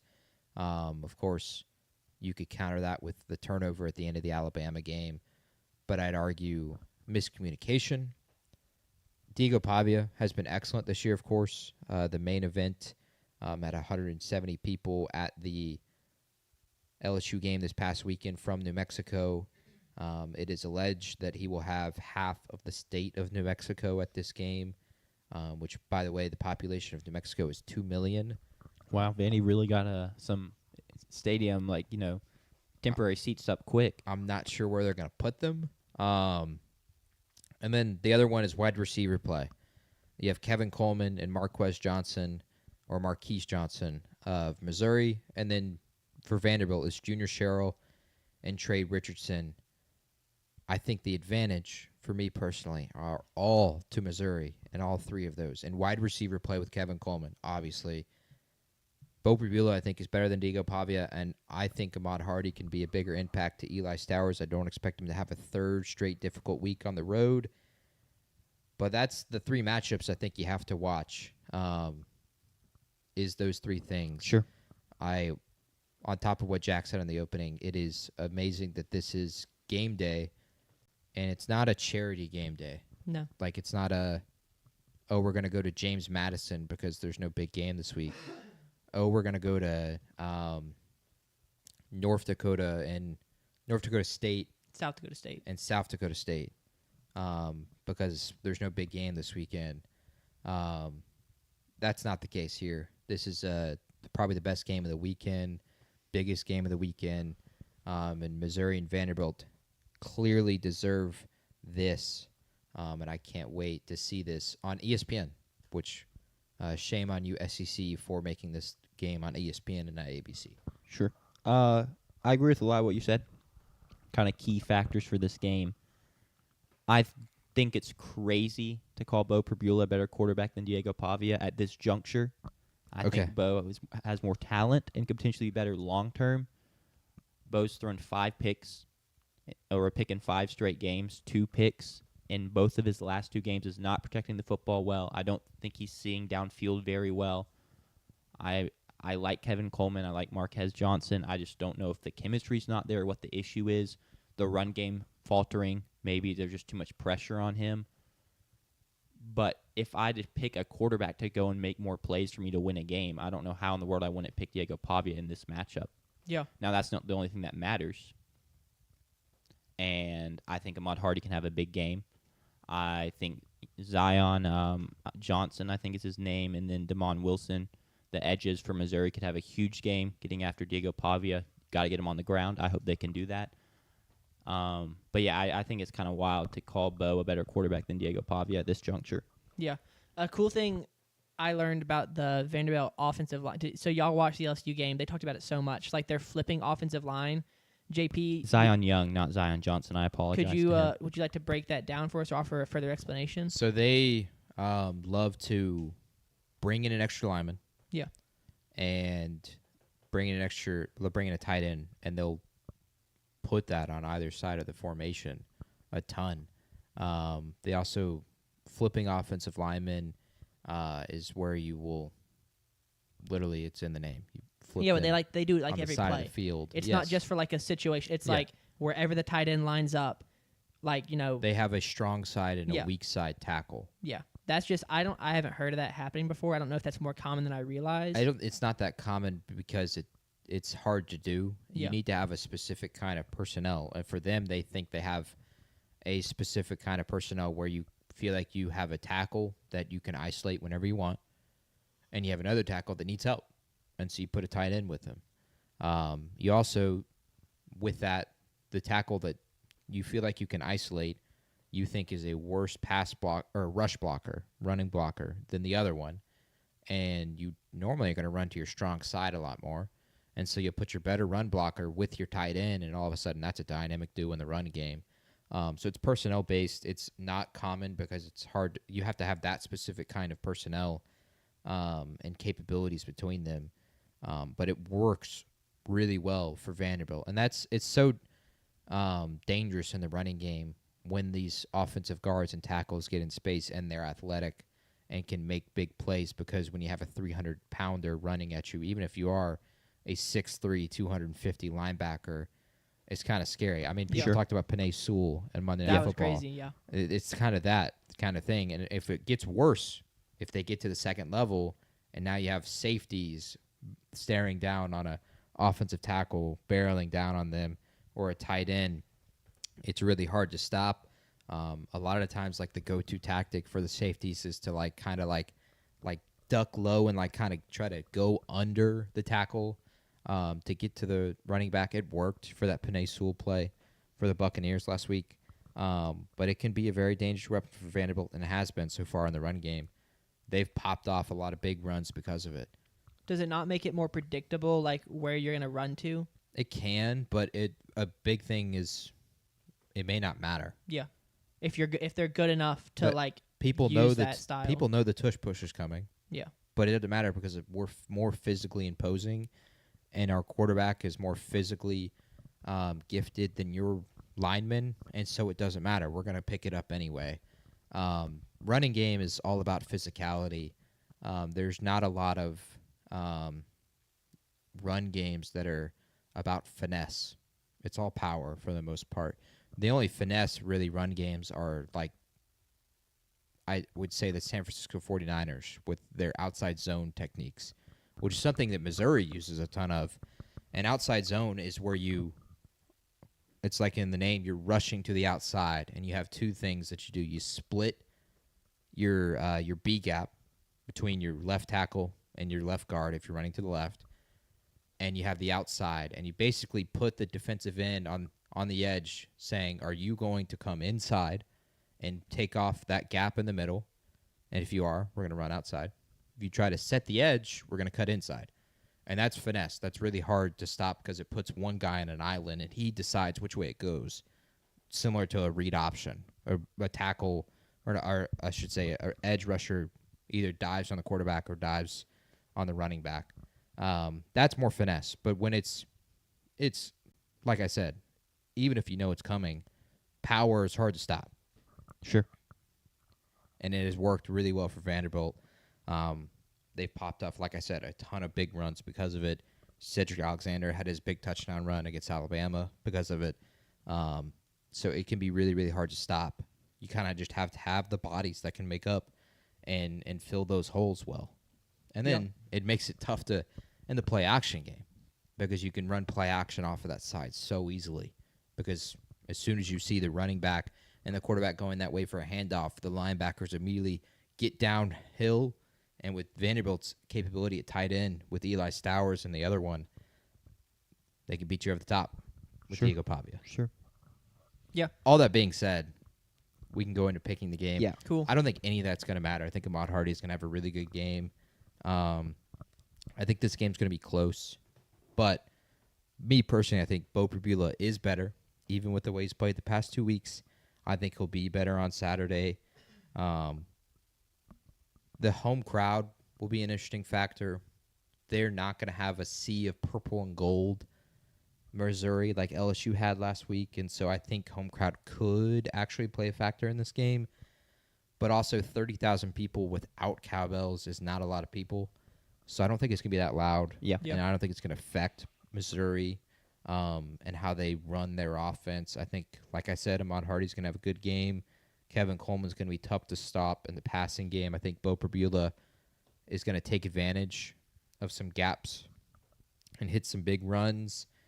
And I think I don't think the gig is up per se, but I do think the Cinderella run at least takes a pause for now. And I'll take Missouri to win and cover. Missouri, this is as big as a game for them as it is for Vanderbilt. Their 4 games remaining are, Arkansas, us, Mississippi State, Oklahoma, and A&M. And if they are to win this game, they'll have 1 SEC loss. They can, if they assume they're going to beat State at home for Missouri, they're at home. And Arkansas, they can split the Texas A&M and the Oklahoma game. Yeah. And be 10-2 and be in the playoff. Sure. And have a shot at the SEC championship. Yeah, and have a big win against Vanderbilt on the road, which will help their resume. So I think this is a huge game for them. I think they feel disrespected. I think all the attention is on Vanderbilt, and I think Drinkwitz will have his guys ready. They'll make up for that Alabama loss, and they'll win here in Nashville on Saturday. So I agree with you. I'm also going to pick Missouri to win Okay. on the road. Not for the same reasons? Well, it's just my biggest fear is Drinkwitz loves to play this, we're disrespected card, nobody believes in us card.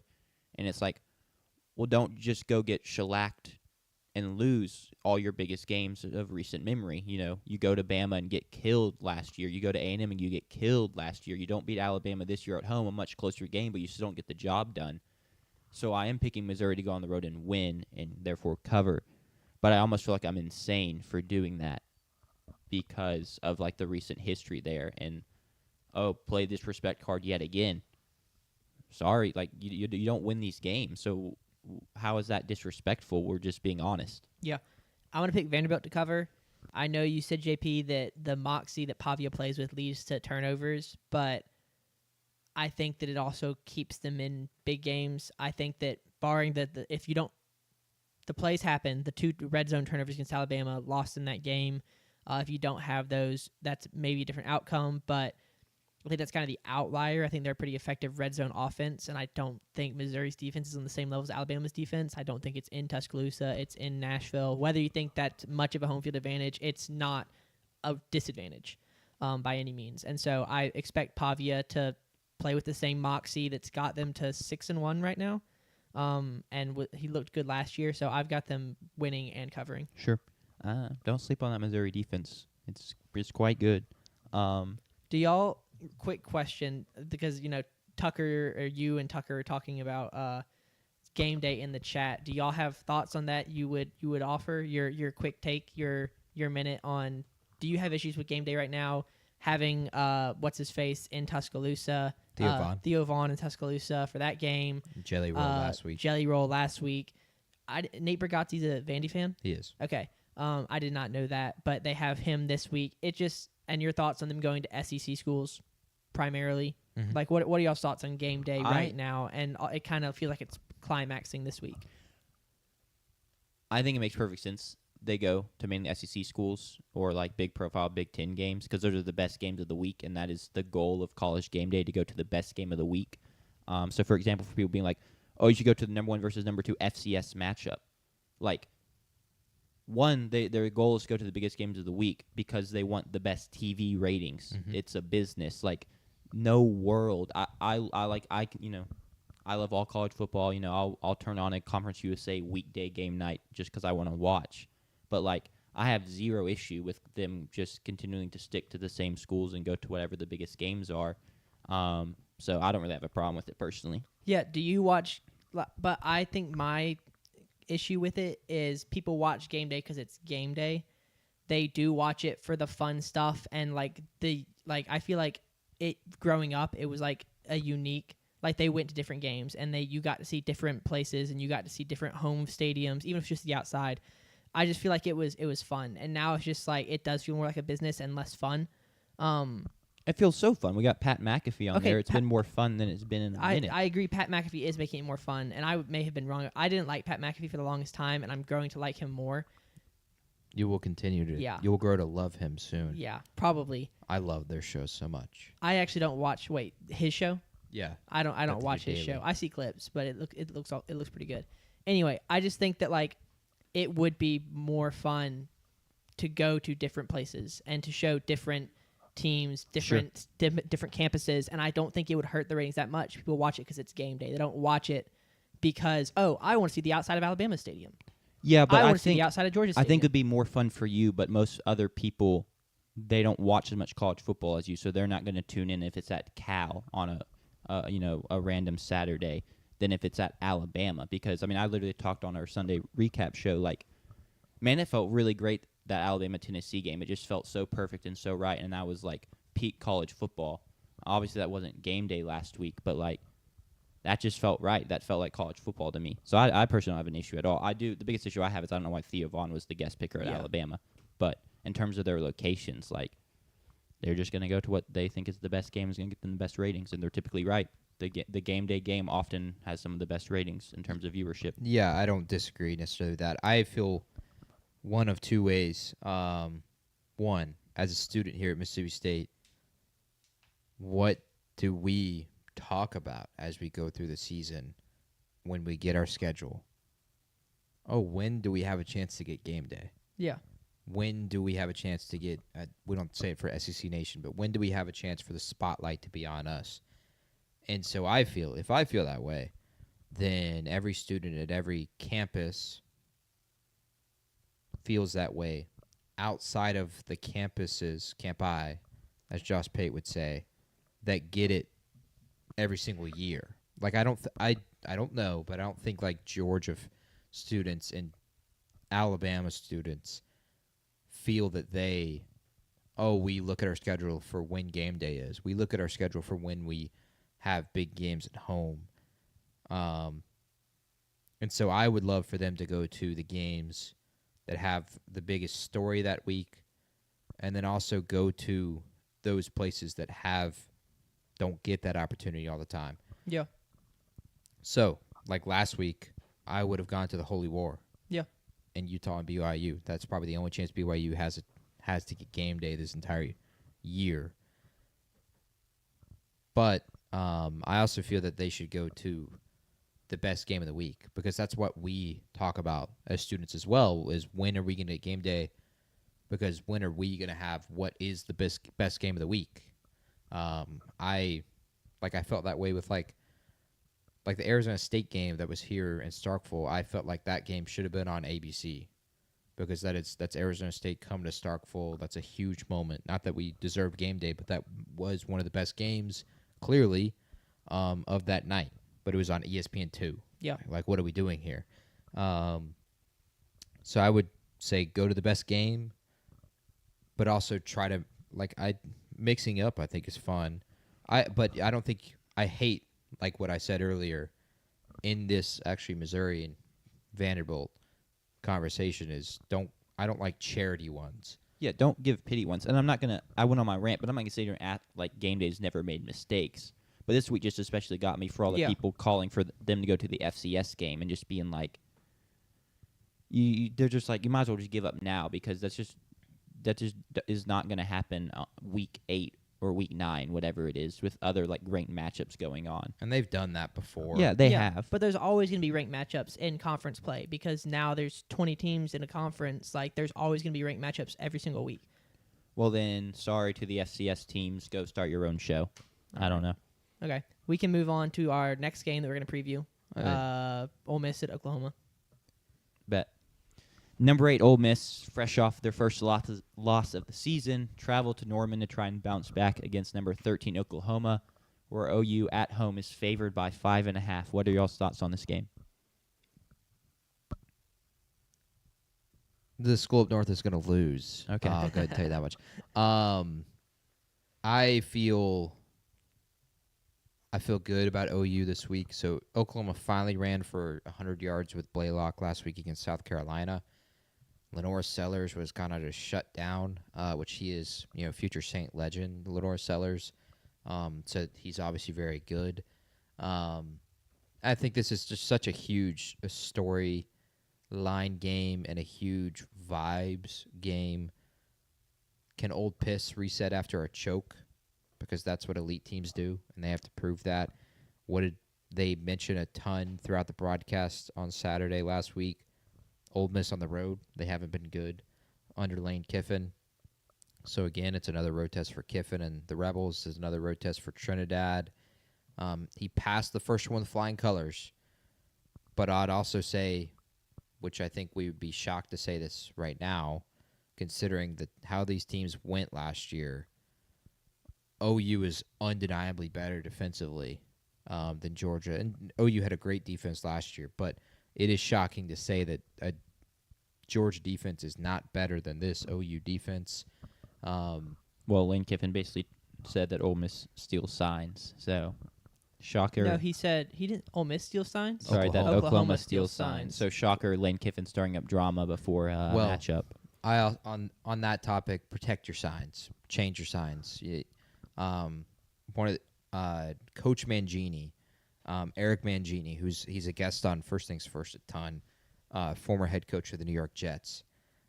His simplest way to put it with stealing signs is, there's a thing you can do where you can say that, well, 1 week this was trips right, or we're throwing the ball or something. Yep. Well, now this week in practice we can go, that's throwing the ball. It's that simple. Just change your damn signs. Yep. Like that.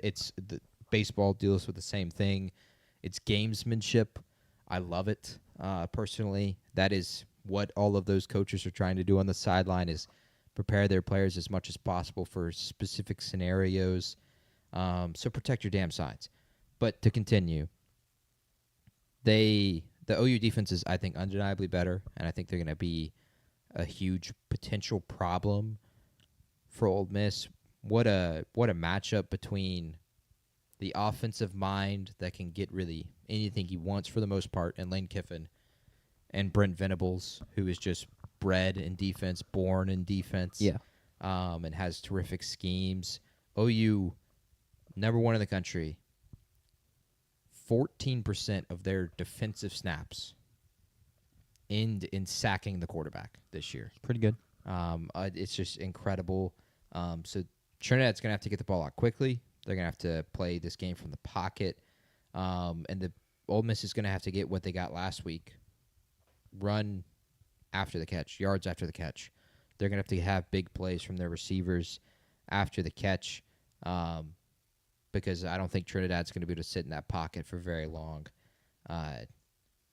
So I think defensively, I think that's the side of the ball that matters more than Mateer in Oklahoma versus that Rebel defense. Yeah, it's definitely the matchup to watch, because it should be electric, simply put, because of the minds on that side of the football. I'm going to take it to the other side, just talk about it for a minute. I'm interested to see, for an OU team that has really struggled to run the football, though they found success against South Carolina. Personally, I don't think very high of South Carolina. But it's not like I think very high of this Ole Miss front seven, especially when it comes to stopping the run. They've just simply put not been good at it. Yeah. And so now it's like, okay, can Oklahoma continue to build on their success on the ground last week offensively and find traction there? Because I think if they do that, paired with the fact that it's like I think OU will definitely slow down Ole Miss. I don't know if they'll shut them down offensively, but I don't think Ole Miss is going to score 5 touchdowns on the first 5 drives, for example. So it's like, if you can find some ground success if you're Oklahoma, and then pair that with what Mateer can do through the air, I think you can win this game, assuming your defense does what it does best, and that's shut out other teams. I don't think they have to score that much. But if they struggle to find success on the ground and Ole Miss can limit that, then it's a game where it's like, well, OU's defense is playing really well, but the offense isn't scoring enough to take Ole Miss out of this game, and so then it's a 1-score late, and all bets are off. Yeah. What do y'all expect from McTeer this week? So the last 2 weeks versus Texas 2 weeks ago, South Carolina last week, he's got 200 yards against Texas, no touchdowns, 3 interceptions. 150 against South Carolina, touchdown, no interceptions.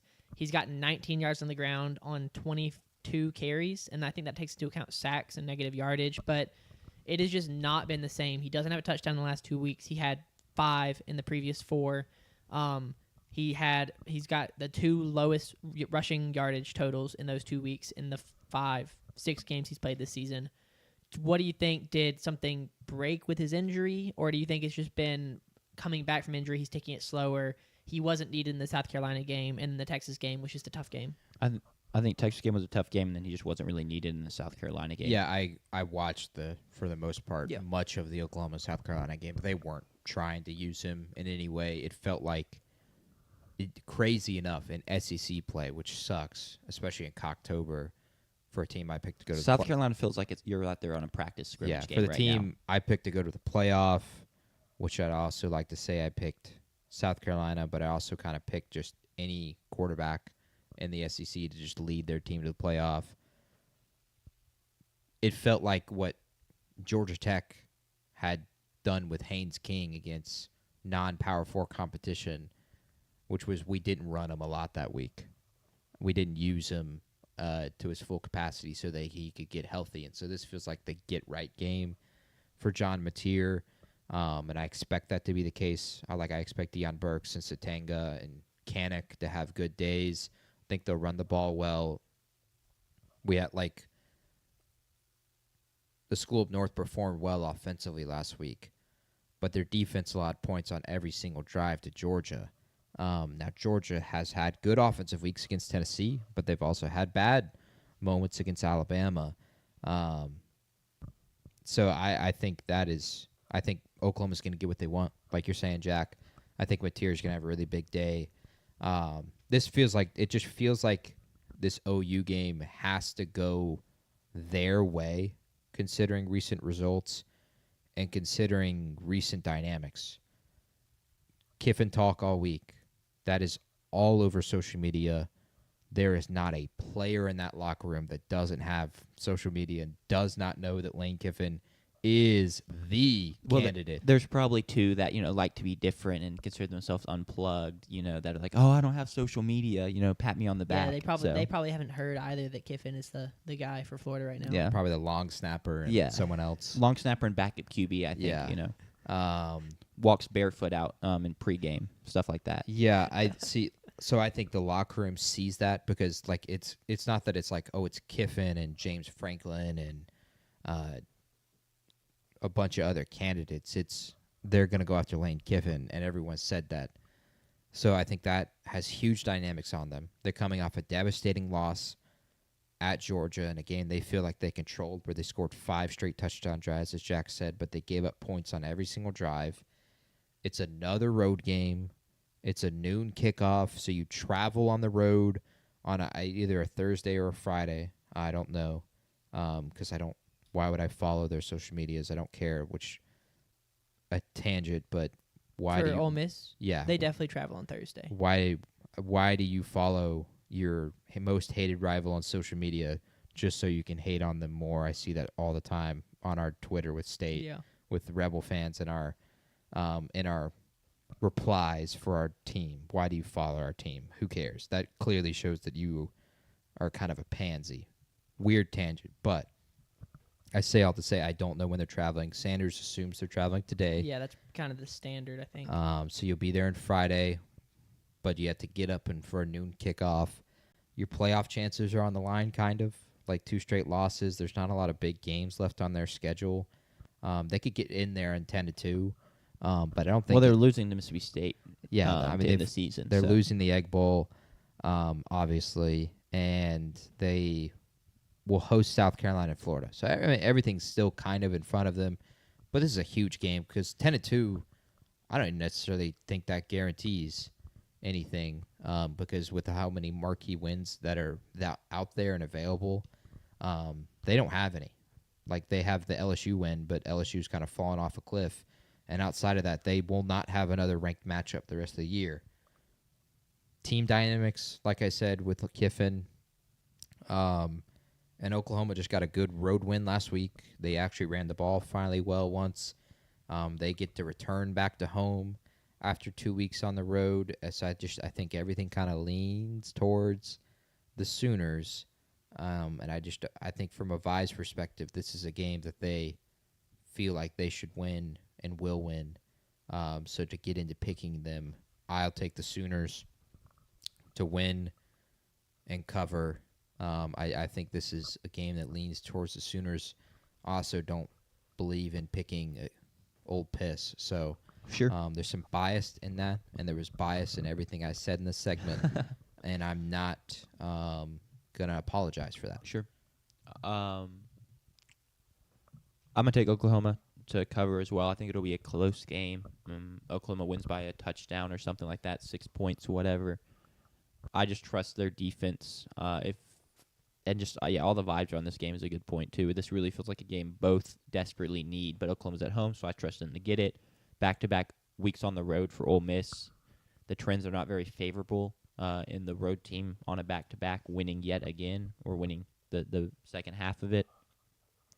So I'm going to take OU. I think Ole Miss will have some success offensively. I respect Lane Kiffin too much, but it won't be enough to make up for their defensive deficiencies. Yeah, I'll also pick OU to cover. I expect the defense to be able to handle itself against Ole Miss, and I expect the offense to get enough. I'm not expecting the offense to dominate just because, like we've talked about, their lack of a run game, and that making it kind of one-dimensional, but I think it'll be enough. Sure. Real quick, I just related to Lane Kiffin and Ole Miss Twitter because JP mentioned it earlier. I saw a tweet yesterday. The Tony Vitello move was announced yesterday or day before, so recently, and an Ole Miss burner quote tweeted and said, "I hear their lead guy right now is Lane Kiffin." That one kind of got me. That made me chuckle a little bit just because of all that. Lane Kiffin right now is like the GOAT, like the hottest coach I feel like in coaching hot boards. And so Ole Miss fans just making fun of themselves and being like, I think he might be the lead guy for the Tennessee baseball coaching job right now. That got me. All right, last college game. Yep. BYU at Iowa State. Yeah, we're going to diverge from our SEC ways to start this podcast and discuss a Big 12 matchup. Ranked BYU goes on the road to face Iowa State, where despite being undefeated, they are 2.5-point underdogs to Iowa State. Y'all's thoughts on this game? Key points, whatever y'all got? It's definitely going to be an interesting matchup just because Iowa State starts out the season as one of the favorites to win the Big 12, and they start out, I believe, 5-0, and now they've lost 2 straight. BYU comes in on a 9-game win streak, I think.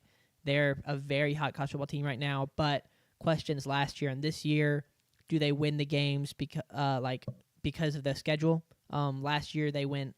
Did they go 11-1 or did they finish up going 10-2? They had a great winning. BYU. Yeah, they had a great 10-2. record last year. Great record last year, but not really wins over good teams. That kind of changed last week. They get a big win for BYU and kind of silence some of the questions and some of the doubt. They beat Utah, which is not Utah is not an elite team by any means, but it establishes yourself as one of the upper tier of the Big 12. And so this is a big game. Can Iowa State reaffirm themselves as upper tier in the Big 12? We've said all along we really expect whoever wins the Big 12, or we expect there to be a team in the Big 12 championship with 2 conference losses. What the? 2 conference losses. I think, or Iowa State has 2 right now. They need this win, and if they get this win, there's a chance that they could be that team. BYU right now is still undefeated. They can afford to take this loss, but they don't want to. I think BYU is frustrated after how last season went. They went 10-2 and were constantly doubted and never really did anything to silence that, which is frustrating. This year, you're being doubted coming into it. Your quarterback leaves really late.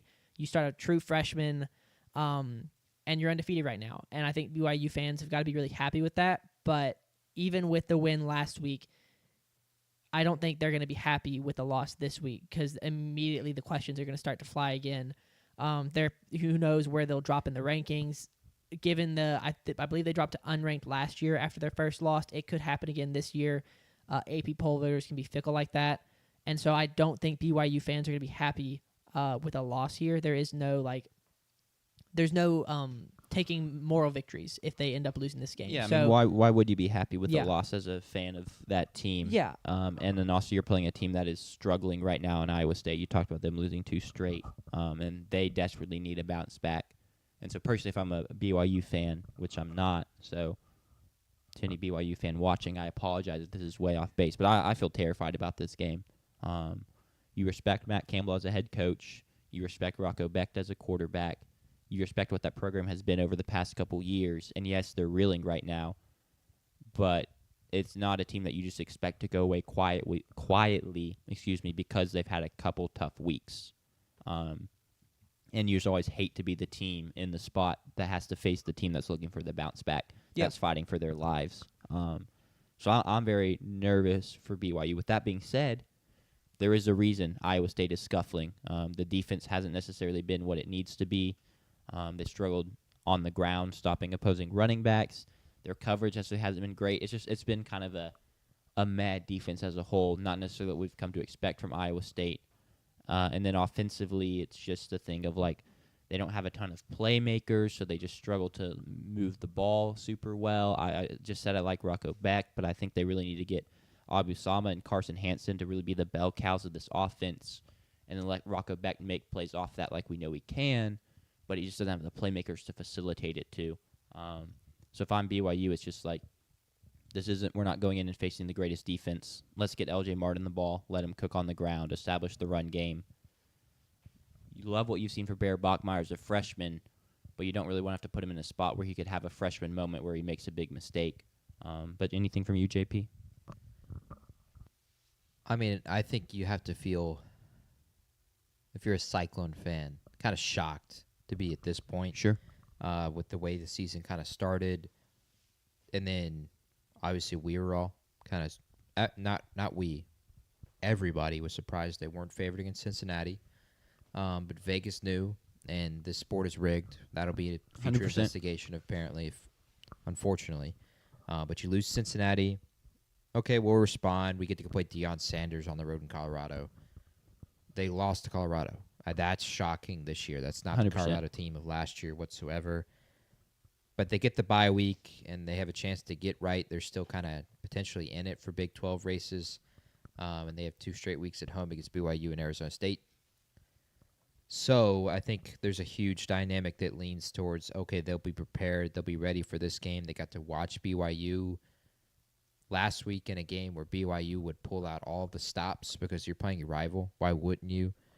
So they've seen everything that BYU can offer, got to see it, didn't have to review their own footage of their own team whatsoever. And so maybe there's a tremendous advantage there for Iowa State.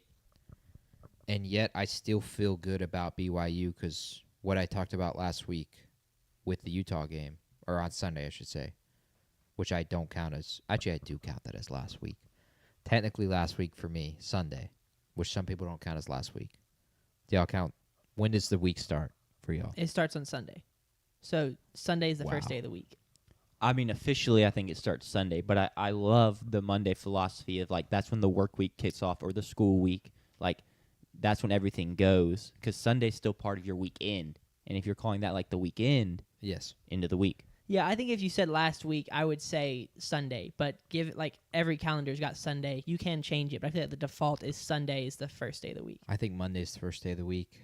I think Sunday, like Jack said, the weekend is part of it. Obviously, the Lord's Day, and I think that just resets the end of the week. Rather, I think for me, church is the reset for the processing everything that happened in the week, asking for forgiveness on everything you sinned with that week, and then you go into this next week. Okay, I'm clean, and now I can reset. And of course, that process just repeats every single week because we are sinners. Oh, 100%. I say all that because we're talking about BYU. You know, LDS, got to mention our Lord and Savior, Jesus Christ. Sure. I do. We sound like stupid, like Instagram crypto influencer or something. Like, let me tell you how to, like, maximize your days. Like, your week starts Monday, and then Monday you hit the ground running, and then we go from there, and you just can't beat that. And I'm going to outwork you, work you, Yeah. and boom, I've made millions. The guy that says, like, my day always starts at 6 a.m. and then I have 6 to noon, and that's my first day. Yeah. Yeah, that guy's crazy. So then he has 14 days in a week, and then Yeah. boom, he does twice as much as you in the same time frame because What was your point with all this? I feel good about BYU because I feel good about the Lord, and I feel good about his plan for the Cougars. No, that's kind of jokingly, but what did they do last week in the biggest moment when they had to is they responded against Utah. They 7-10 going into the fourth quarter. Utah goes down the field, scores a touchdown. Utah takes the lead for the first time, for the first time that night in the fourth quarter. What does BYU do to respond at home in a rival game? They drive down the field, 5 plays, 81 yards, touchdown, retake the lead. They pick off Devon Dampier. They go 8 plays, 64 yards, touchdown. They're up 10, game over. They win the Holy War. And so I think that showed a ton of resolve, a ton of competitiveness from BYU, and I think that's something that's shown from good teams. And so I think Kalani Sitake is going to have his boys ready. I think Bear Bachmeier is going to be ready for this game. I think they'll run the ball well with LJ Martin, and I think BYU is going to win this game and beat Iowa State, even though Iowa State's off that bye. I feel better about BYU than I do Iowa State right now, which who doesn't? That's not an unpopular take, I'd say. But I'll take Cougars and the Lord Jesus Christ to win. Not LDS. We say the Church of Latter-day Saints instead. The Church of Jesus Christ. The Church of and Latter-day Saints of Latter-day Saints. I'm not sure what the word is there. What were they trying to get us to say? Okay, they don't like Mormon. Yes. Yeah, they don't like Mormon. This is all because for those of you on the live chat and those of y'all listening back, for some reason our 2 videos on BYU, the first of them previewing the season at the beginning, and then the one we did last week have performed very well. And in the comments in one of them, somebody said, "Don't call us Mormons. It's Church of Jesus Christ of Latter-day Saints, I believe." Yes. Or LDS for short. And given that apparently that's our largest audience, yes. Thank you, Brandon. Church of Jesus Christ of Latter-day Saints. Because it's our largest audience, trying to appeal to the masses. Apparently, we just need to be a BYU podcast. We're a Mississippi State pod and a BYU pod. So I'm going to pick our team, the BYU Cougars, to win. And, of course, cover is 2.5-point underdogs this weekend in Ames. Jack? Yeah, I went back and forth on this one a ton. I have a ton of respect for Matt Campbell. If anyone can get it turned around and get this win, it's him. But I have a ton of respect for Kalani Sitake, however you say his name. Apologize if I butchered that, my guy. To just keep it rolling, because that's kind of what he does year in and year out these days. So I think I'm going to take BYU on the road because they're just playing better right now, which is like stupid analysis. But if I'm struggling to pick a game, I'm going to pick the team I have more confidence in. Yeah, so that's that's totally BYU. Fair. I'll be interested to see. I believe this is going to be their toughest road game yet. Just due to specifically stadium capacity. This will be the most fans they will have played in front of. Iowa State came into the season with a lot of hype, and Matt Campbell has created a good program in the Big 12 there. It is unfortunate they've lost the last 2 games, but I don't expect Iowa State fans to just give up on him like that. No. After the multi-year build he's been working through there. Freshman quarterback, and this is something we talked about in all of our previews with Bryce Underwood and other guys, Arch Manning, a first-year starter, and now we weren't expecting to be talking about this, but Bear Bachmeier goes on the road in a huge game at Iowa State in front of 60, 70,000 people. That doesn't count because I said 60 and 70 doesn't count. I wasn't even thinking it until you mentioned it, so that's your fault. I'll be interested to see how does he perform in his biggest test yet. I expect him to live up to it because and even if it's not entirely him, if it's a team effort, but I do think that BYU has continually risen to, I don't want to be mean and say do the bare minimum, but they have a lot of close wins, but they're winning. Risen to the occasion. Risen is a really good word there, too. Yeah. And then also Bear as well, considering who their quarterback is. Yes. We could have done a lot there. What is Bear? Their quarterback's name is Bear. Yeah, but what does that have to do with? I'm just saying, nothing Just was good there, word choice but all around. Yes, Yeah. it felt very satisfying yes. for the moment.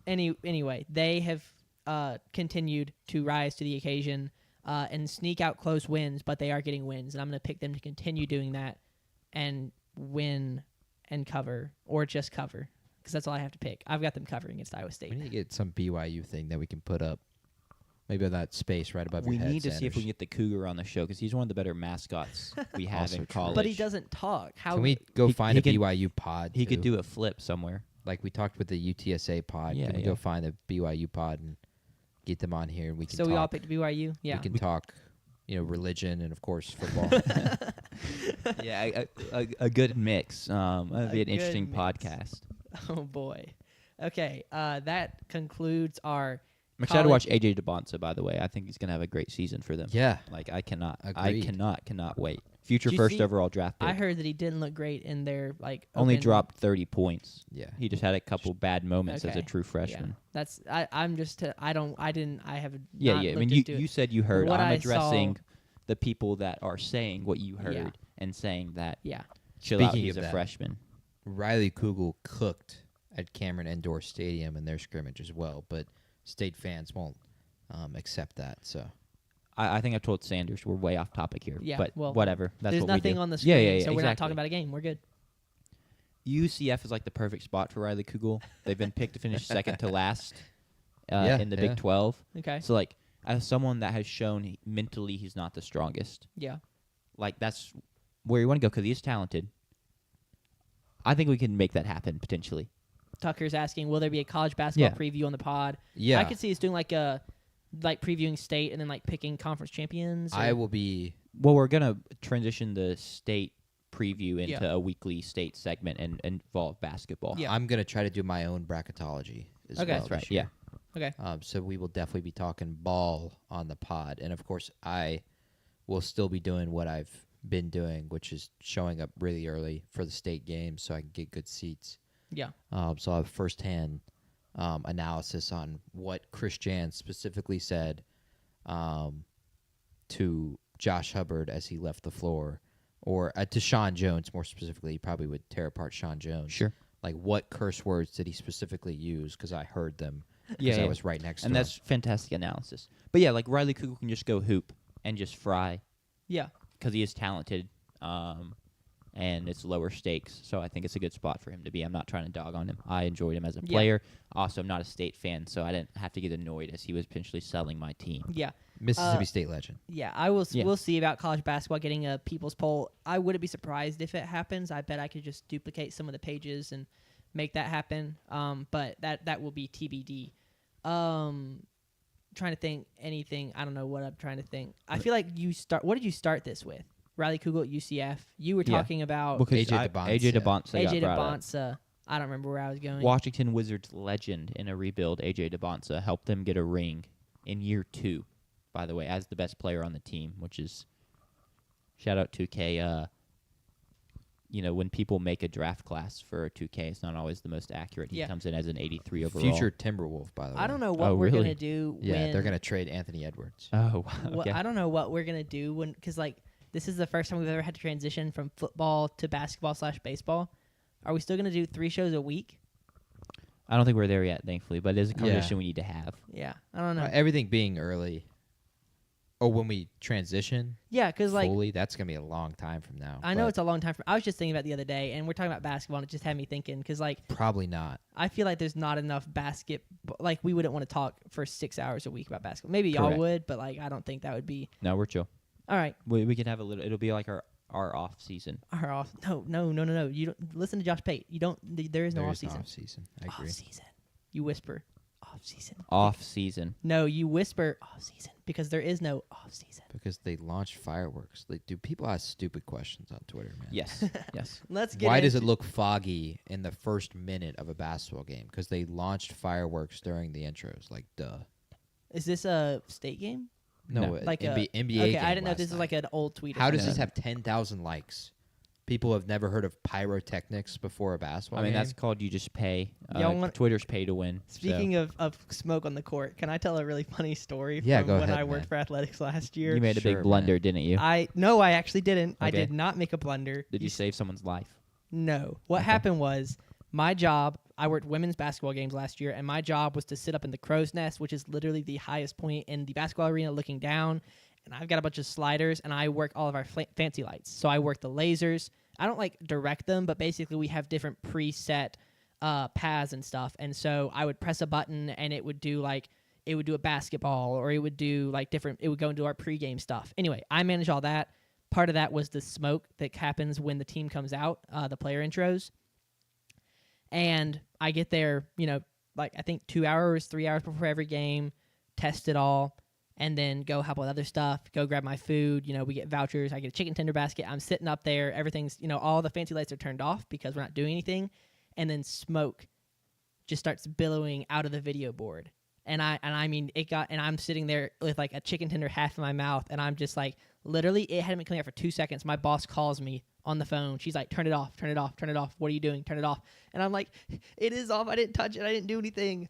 So it just broke? Yeah, it emptied every bit of CO2 we had up there. You couldn't see the court.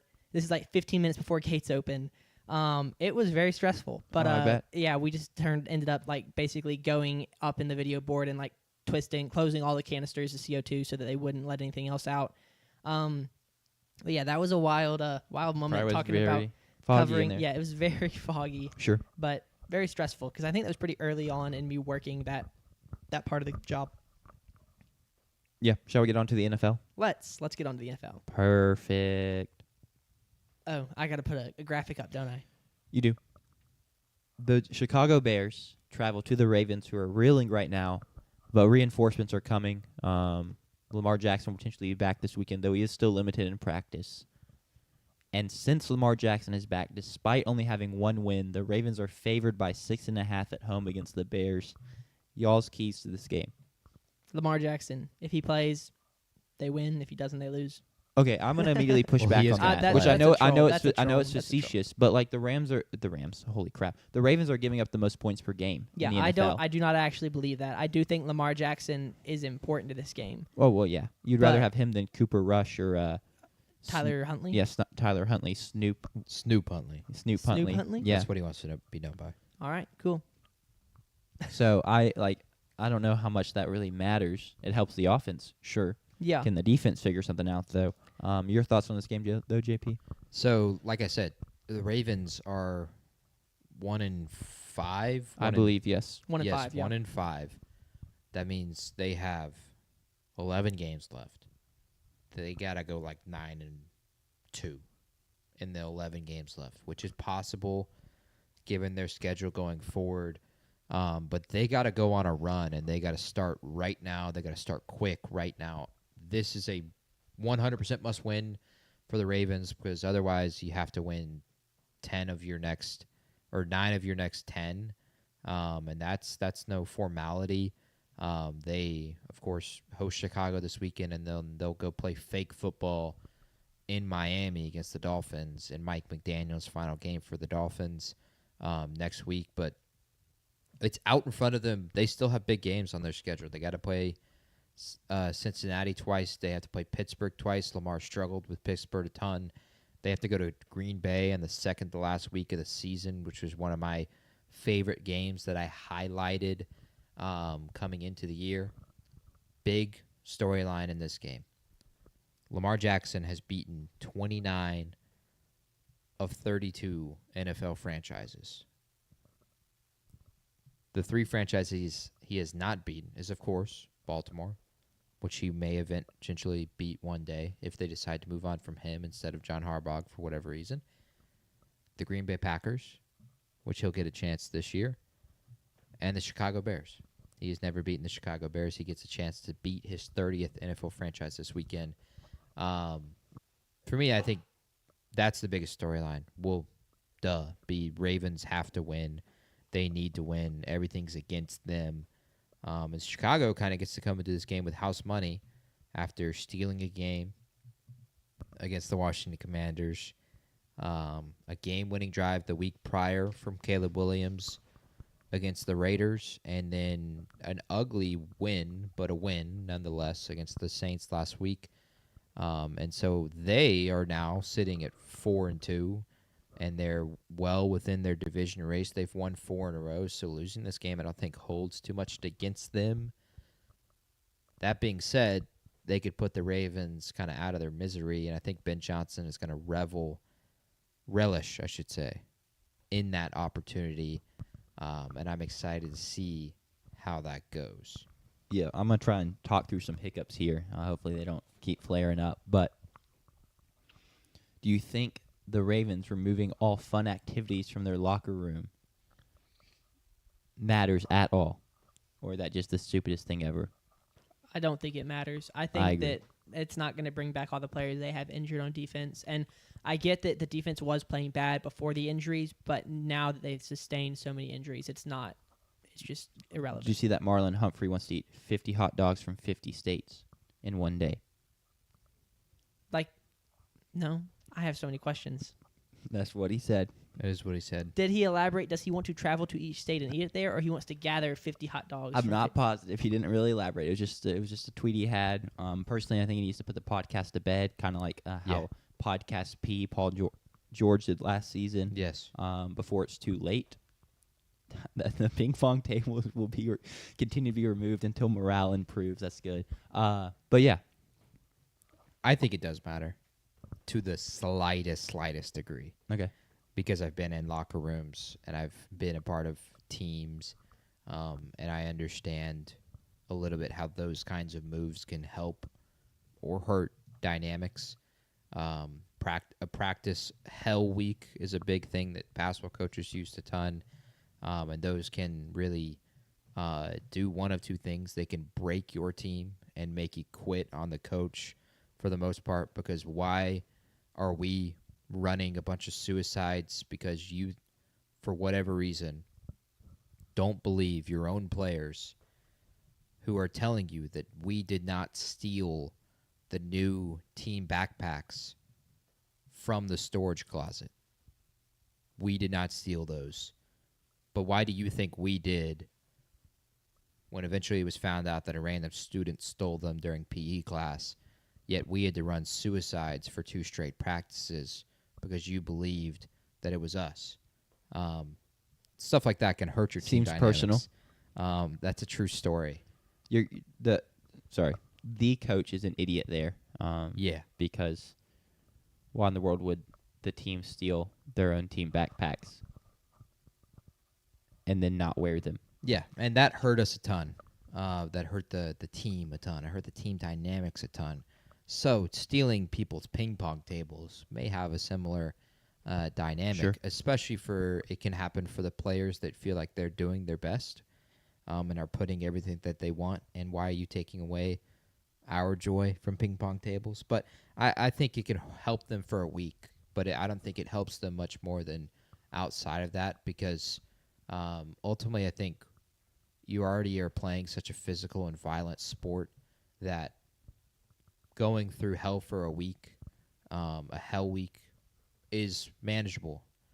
But doing it week after week is not possible. Sure. So much of these franchises, so much of their money goes into their facilities and providing the best comfort possible for their players so that they can perform at their best on Sundays. So I don't think it only helps them just in the slightest bit for a week. That being said, like Sanders said, it doesn't make people healthier. Yeah. They did not get hurt playing ping pong. They got hurt playing football. Someone could have. We don't know. That's true. We've had crazier injuries before. Also true. I want to see, personally, Caleb Williams and this offense take apart the Ravens' defense. I want to see Ben Johnson take apart the Ravens' defense. Sure. I think they have every opportunity to do that. And with their newfound run game success over the past 2 weeks with DeAndre Swift and Kyle Monangai, shout out Rutgers legend Kyle Monangai. Waiver wire pickup this week if you missed them. It's too late. So I want to see them perform against the Ravens defense, because they've already done that. They did that against the Cowboys defense, and they performed really, really well. And then these last 3 weeks have kind of been a struggle. Like, the Raiders game was not clean. Caleb had a ton of picks. The Commanders game obviously was not clean. It was Jaden Daniels that performed really well that night, not Caleb Williams. And then last week was not clean either. Caleb Williams, I think, had 4 fantasy points. Yeah. Which not that fantasy Can't matters confirm. in terms of production, but it is a showing of your production that day. So I'd need to see that from the Bears. And I think that's a huge part of this game. Sure. And I think it helps them a ton. And to go into picking the game, the Ravens are favored by 6.5. That just screams backdoor cover at worst for the Bears. And I actually think they're going to have a really good chance in this game. I think this game is going to be close. I think this game is a shootout. I'm going to say that this is my seer prediction of the weekend. I'm going to pick the Chicago Bears to kill the Baltimore Ravens. Wow. As they should. Bears. Sure. A bear would destroy a raven in a fight. No, Raven could fly ahead of above them, and the bear couldn't get to him. But then what's the Raven doing up above? That doesn't win the fight. Yeah, but the Raven would just not lose. Well, as soon as the Raven comes in to try to make an attack, but the Raven could fly away, and then when the bear goes to sleep, fly in and claw at his eyes. the Bears' eyes are But closed. Yeah. That's not how they're not bulletproof with.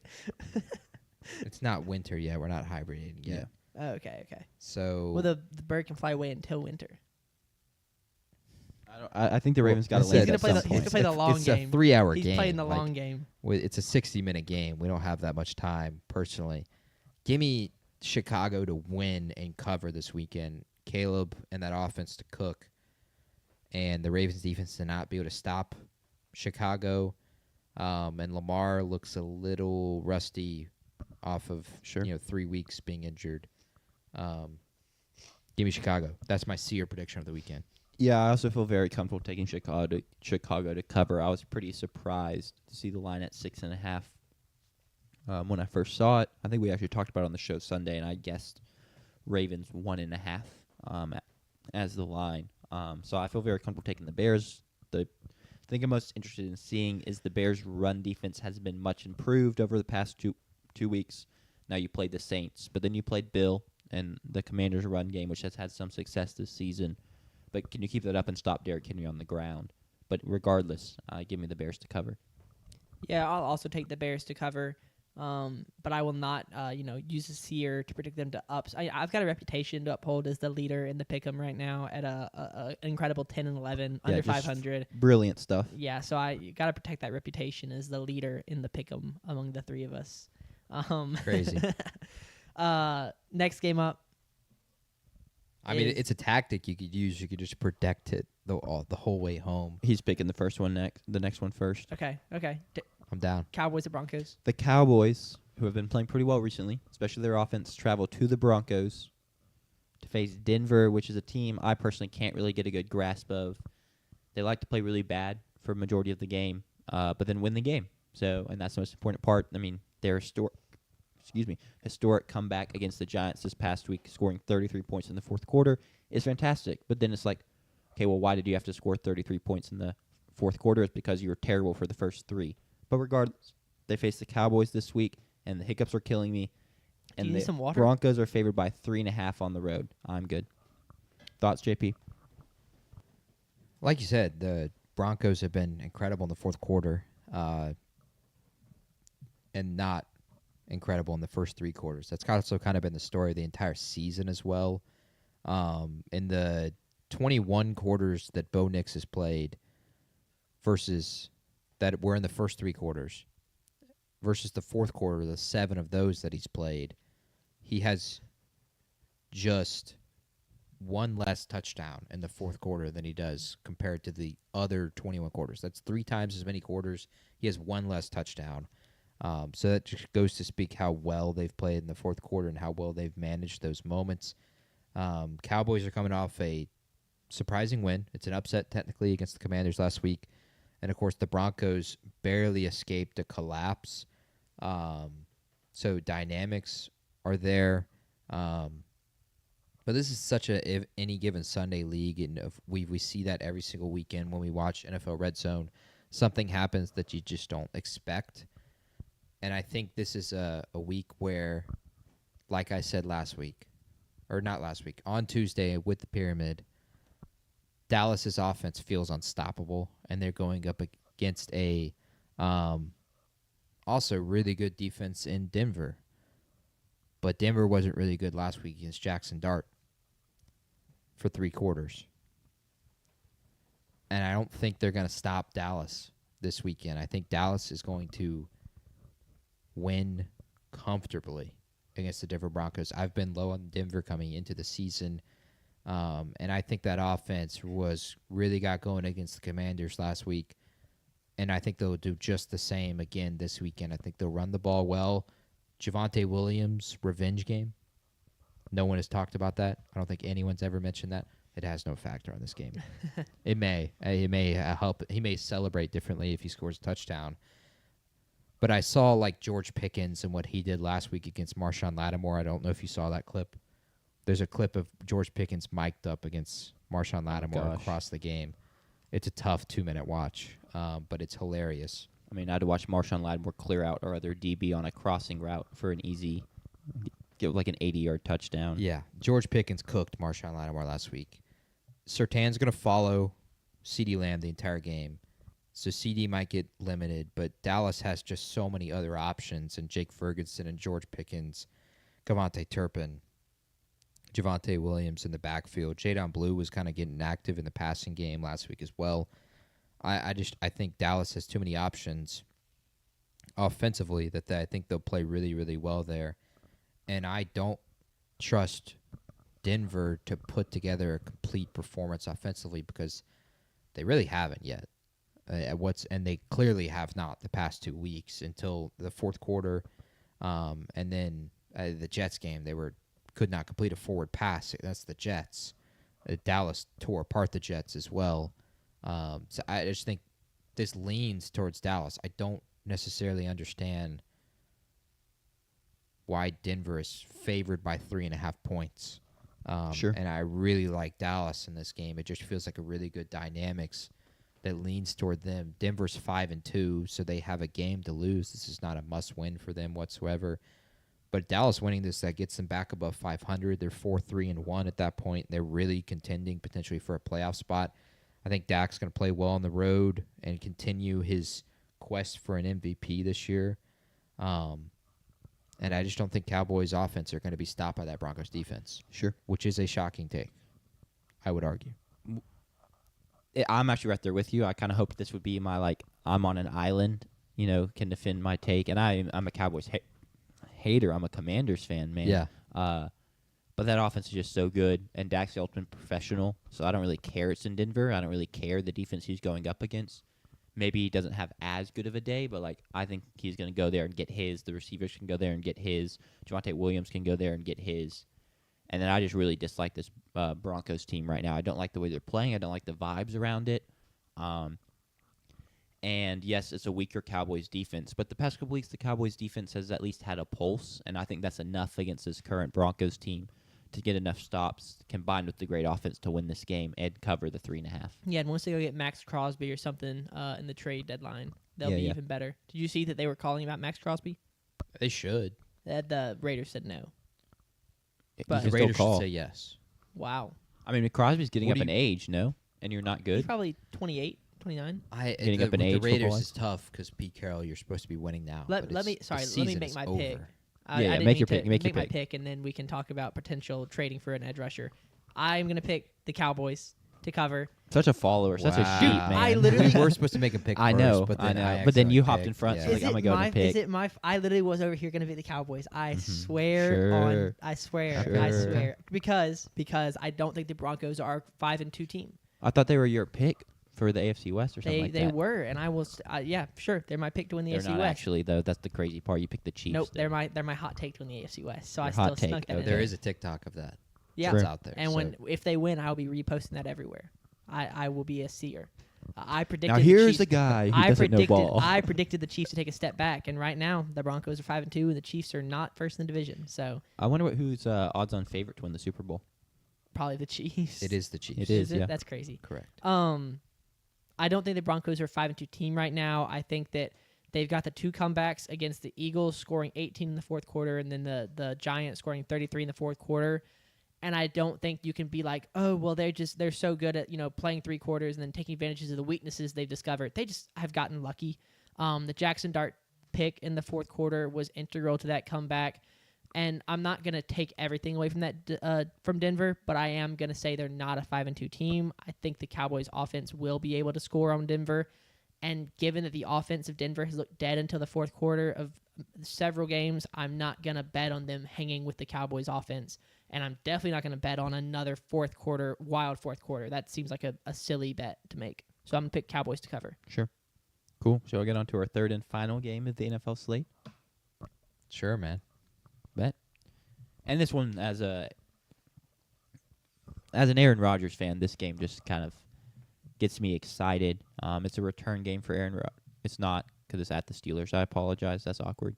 Revenge game. He said it's not a revenge game. He specifically said that he does not feel like it's a revenge game. He has no hard feelings. He said, I didn't like how the last year in Green Bay went down, but he had a great time there, and he still has good relationships with people there. He's just excited to see some of the boys and talk to them. Is there anyone on the team that was there when he was there?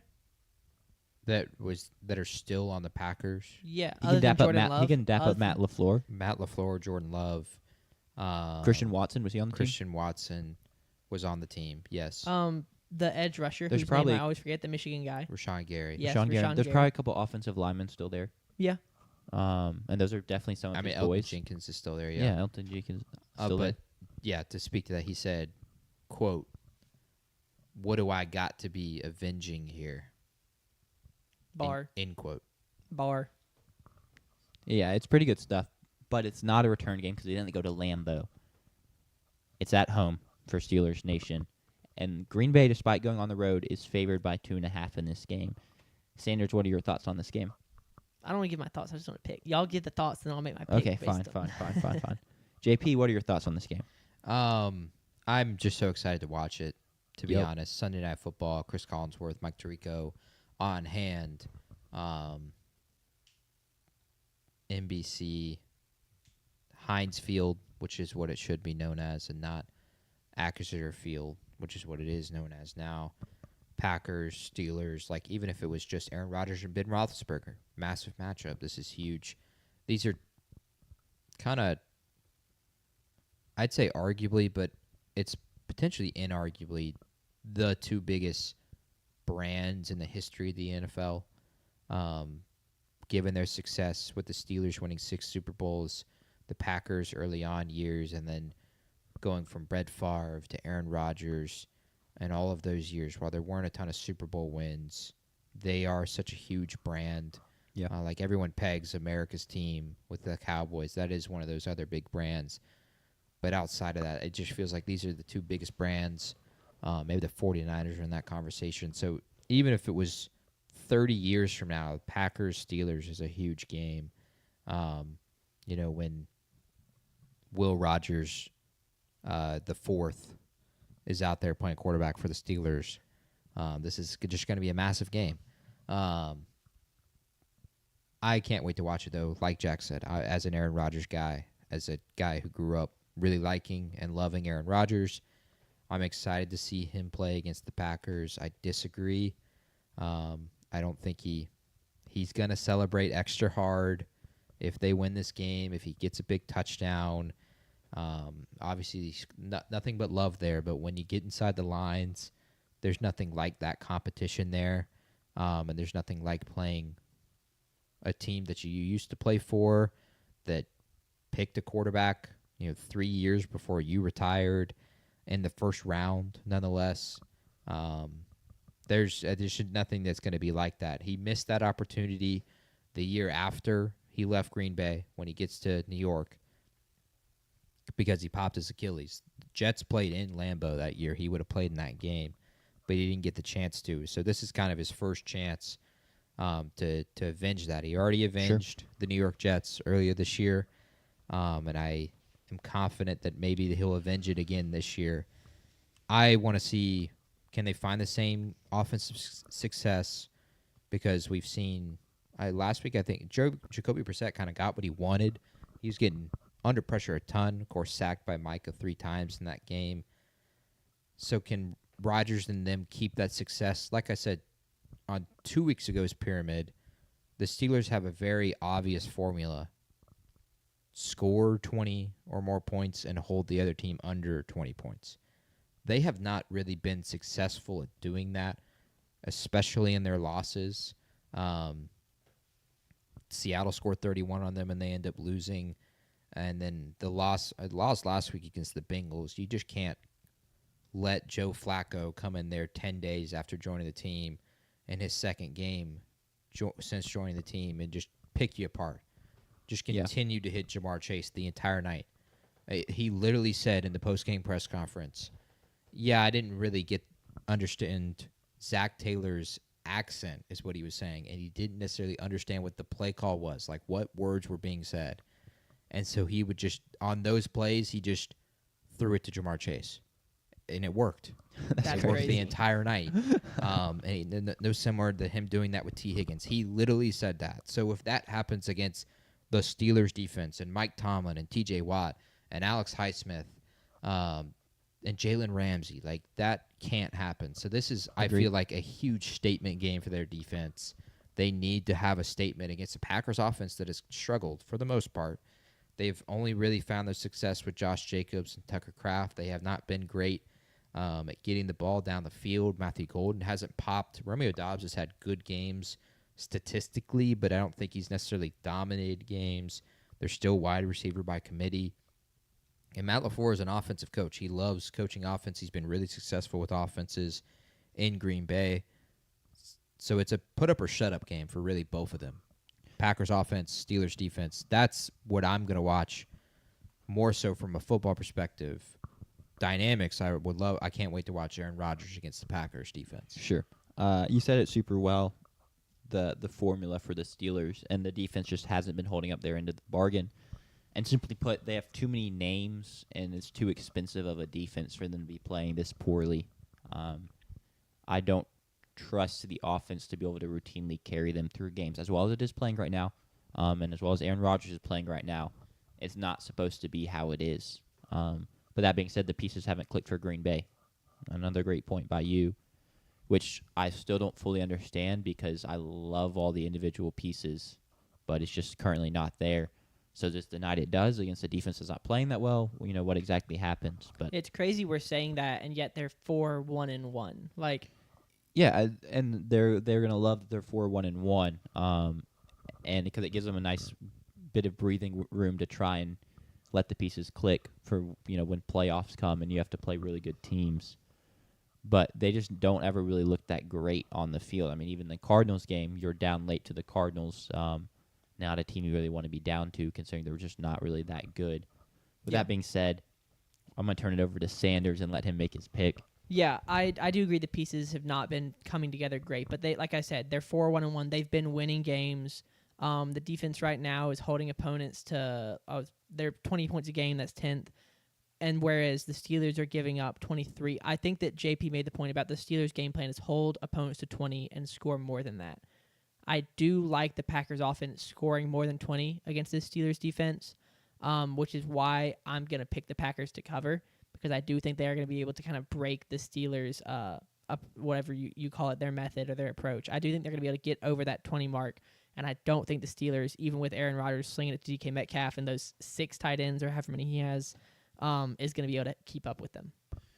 Sure. Okay, so you're going Green Bay, and I do have a question. Are we picking 3.5 or are we picking 2.5? Because the graphic has one thing, the spreadsheet has another. JP, did you put in a more... I did not put in that. Well, I put in that spread yesterday, actually. So it is 2.5, so it has changed. Okay. So let's pick 2.5. I wish it was 3.5 because that would make me feel a little better, but I am still going with the Steelers. I know the defense isn't playing very well right now, but the offense is just playing much better ball than the Packers' offense, and so I'm going to take them to get it done at home. Is Jalen Ramsey playing right now? Did he get hurt recently? No, he's playing. Okay. Did he fake a hamstring injury a couple weeks ago? Like he had an interception and then he I don't know about that. I think so. I think you're maybe that's what I'm thinking about. Remembering that correctly. Okay. This is a big game for the Steelers, and I'm all over Pittsburgh winning and covering. I'm going to pick a third straight upset as well. I'm going to take Pittsburgh to win this game and to cover. and they're going to get it done in some form or fashion. I think football-wise, you took away all the dynamics. It just feels like this game leans towards Green Bay. It feels like a game that Pittsburgh needs to run the ball. Green Bay is one of the best run defenses in the league. It just feels like they have the better team. Obviously, that's why they're favored as well. But I think Rodgers pulls off some Sunday night miracle, and they ended up beating Green Bay.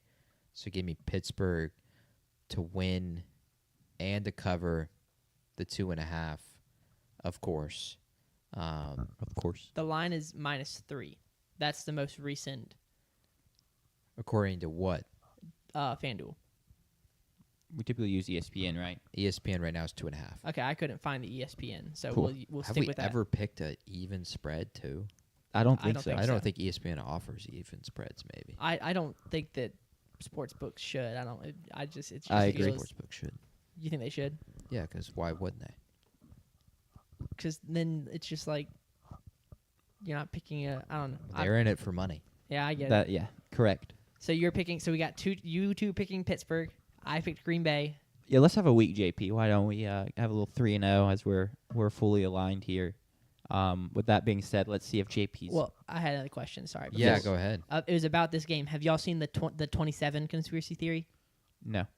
This is a new number. This is for the one of the Packers? jokes. It's for no. The Packers, every game they've won this year they scored 27 points. Brett Interesting. Favre and Aaron Rodgers were both 27 when they won their first Super Bowl. Mhm. Do you know how old Jordan Love turns this 27. season? He turns 27. Wow. It's like kind of weird. Well, they can win the Super Bowl, but they're still losing this game. Yeah, Yeah, no, I that's totally fine. I'm just saying That is kind of crazy. the fact that they got 4 wins and in each game they scored exactly 27 points. Yeah. Kind of wild. So I'm hearing if like they have 24 points and they score a touchdown to go to It's 30, over. it's over. They've yeah, lost. It could be 30-0 with 5 minutes Yeah. left, and they're gonna somehow Cool. lose it. Well, Now we can get in. let's get to JP's bets of the week. No longer coin the best bets of the week. It is still on the graphic. Yeah, we but didn't get the okay we're to now change it. informally calling it the JP's bets of the week until further notice, until some improvement. I mean, that's fair. It looks like you're volume shooting this week a little bit. No, I went down a rabbit hole, Okay, gotcha. which I haven't done since week 1, week 1 of the NFL, I should say. Week 2 of our bets. But right now, the way we sit, we are 9, 18, and 1. So we're doing great. Obviously, we had a great week with our pessimistic bets last week. But we've got 4 bets this week that I have went down a rabbit hole. And the rabbit hole involves Monday Night Football and Thursday Night Football. And so Cool. I'll start first with Thursday Night Football. Teams this year following a loss on Thursday Night Football are 1-7, but 4-2 against the spread. No, I'm lying. They are 4-2. Sorry. Teams following a loss on Thursday Night Football are 4-2 this year. That is against the spread as well. The Cowboys, following a loss on opening night, beat the Giants. The Commanders, following a loss to the Packers, beat the Raiders. The Dolphins, following the heartbreaking loss to the Bills, beat the Jets on Monday Night Football. The Cardinals, following the loss to Seattle, should have flippin' beat the Titans, but they found whatever reason to lose that game, and you need to go back and listen to how they lost that game, or just go watch that game again, because how do you not win that game? The Rams lost to Mac Jones on Thursday Night Football, responded with the win against the Ravens. The Eagles lost to Jackson Dart and then beat the Vikings. So this week, who lost on Thursday Night Football? The Pittsburgh Steelers. Do they beat the Packers and make it 5-2 against the spread? That's 5-1 straight up, but 4-2 against the spread. And of course, the Cardinals should have beat them. So that's 6-0 essentially. So the first bet is Pittsburgh plus 3.5, following the loss on Thursday Night Football.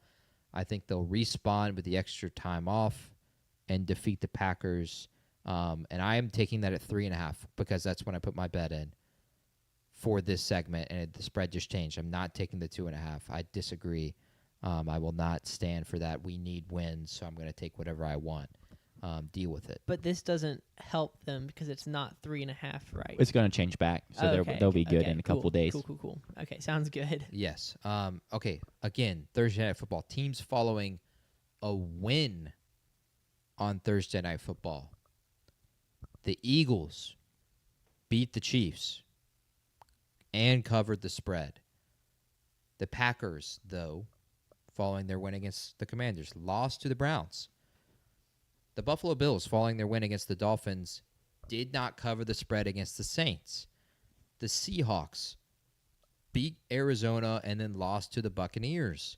The 49ers, with Mac Jones, lost to the Buccaneers after beating the Rams. The Giants, after beating the Eagles, lost to the Saints.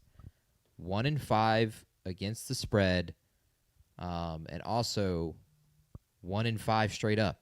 So the Bengals won last week on Thursday Night Football and go to play the Jets and Tyrod Taylor this week in Cincinnati. Jets have not won a game this year. So I will go ahead and tell you it's not a best bet, but I'd consider potentially betting on Jets money line. Wow. A defeated team that's also in the graveyard. But I'll take the Jets plus 6.5. Sure.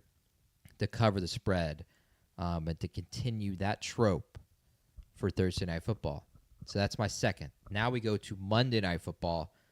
My other best bets are coming from there as well. Teams this year following a loss on Monday Night Football are 1-7. The only win this year is the Kansas City Chiefs, won on Sunday Night Football against the Lions after losing to the Jaguars on Monday Night Football. There are two teams that lost this past weekend on Monday Night Football. The Tampa Bay Buccaneers to the Detroit Lions and the Houston Texans to Seattle. I'm going to take the Buccaneers to be like the Kansas City Chiefs as one of those elite teams. Separated themselves from the pack to the Jets, the Bengals, the Ravens, the Raiders, Houston, and Chicago, who were the teams that had won or that had lost. And I'm going to take the Bucs to win and cover against the Saints. Minus 3.5. I'm going to take Tampa Bay to cover that. How is the spread only 3.5? This makes no sense to me. That's diabolical, too. Just straight up. How are the Saints only 3.5 point underdogs to the Tampa Bay Buccaneers? So give me the Bucs to trump that trope. I said that right? Yes. I think so. I don't know the word trope, but if Jack's going to... I don't know that word, but I'm going to trust you. I don't love the use. It's not great. But it works in a pinch. What does trope mean? I don't know. Okay, cool. So it means what you're using. Trump that trend. Let's say Trend that. is I think better. trend is a great Way word. better. A trope is like on a show, if like something happens over and over again, Yeah. it's like a trope. Or like a classic trope on a show is Yeah, like you're right. enemies to lovers. That's a classic Yeah, so trope. the classic trope would be teams losing after losing Monday Night Yes, Football. that's why I like Correct. it, but I don't love it because like a word like trend is just a little better in this Yeah, context. yeah. But trope works. You didn't know you were going to learn on this show, did you? This is to the viewers, not y'all. Tampa Bay minus 3.5 is my bet. And so the other one, like I mentioned, the Texans lost to Seattle on Monday Night Football, and they play this week against the 49ers. They host the San Francisco 49ers. Like I said, 1-7 teams are following a loss on Monday Night Football. I'm going to take San Francisco to upset because I don't think Houston is like the Tampa Bay Buccaneers, the Kansas City Chiefs, separated from the pack. Give me the San Francisco 49ers plus 1.5 in an upset for Mac Jones on the road in Houston. Those are my four best bets on that. The Bills were on a bye, so maybe the Bills are in a tough spot, but that also could say, maybe, you know what, screw it. We're going to take Buffalo this weekend. I need to find their spread as well. The Buffalo Bills lost to the Falcons in front of my eyes on Monday Night Football. They got the bye week, and now they go again on the road to the NFC South, and this time the Carolina Panthers. They are 7.5 point favorites. Bryce Young is potentially hurt, potentially not playing, so maybe Andy Dalton. Give me Buffalo as a fifth best bet, minus 7.5, so we get a nice round Cool. number of 5. getting up shots. Yeah, I mean, yeah. At this point, this is what it's going to take. So give I me mean, Buffalo. when you're 9 games behind 500, the only way to catch up this week is to make 9 best bets. It's not true. To catch up this week, that is accurate. Sadly, I have another trend, but it won't work this week. We may use it next week, though. But teams following a win on Monday Night Football this year are 3-6 against the spread. The Lions and the Seahawks are both on byes this week, so I can't bet on them. But we're going to have 5 best bets. Pittsburgh plus 3.5. San Francisco plus 1.5. Tampa Bay minus 3.5. The New York Jets plus 6.5. And newly added Buffalo minus 7.5 against the Carolina Panthers. 5-0 week. You can't tell me otherwise. And we're going to get back on track and get to 14-18-1. This concludes what potentially is the final week. We name this the Best Bets segment. Sure. Everything's on the line. So we need this to go well for us. Let's have a week. Let's have a week.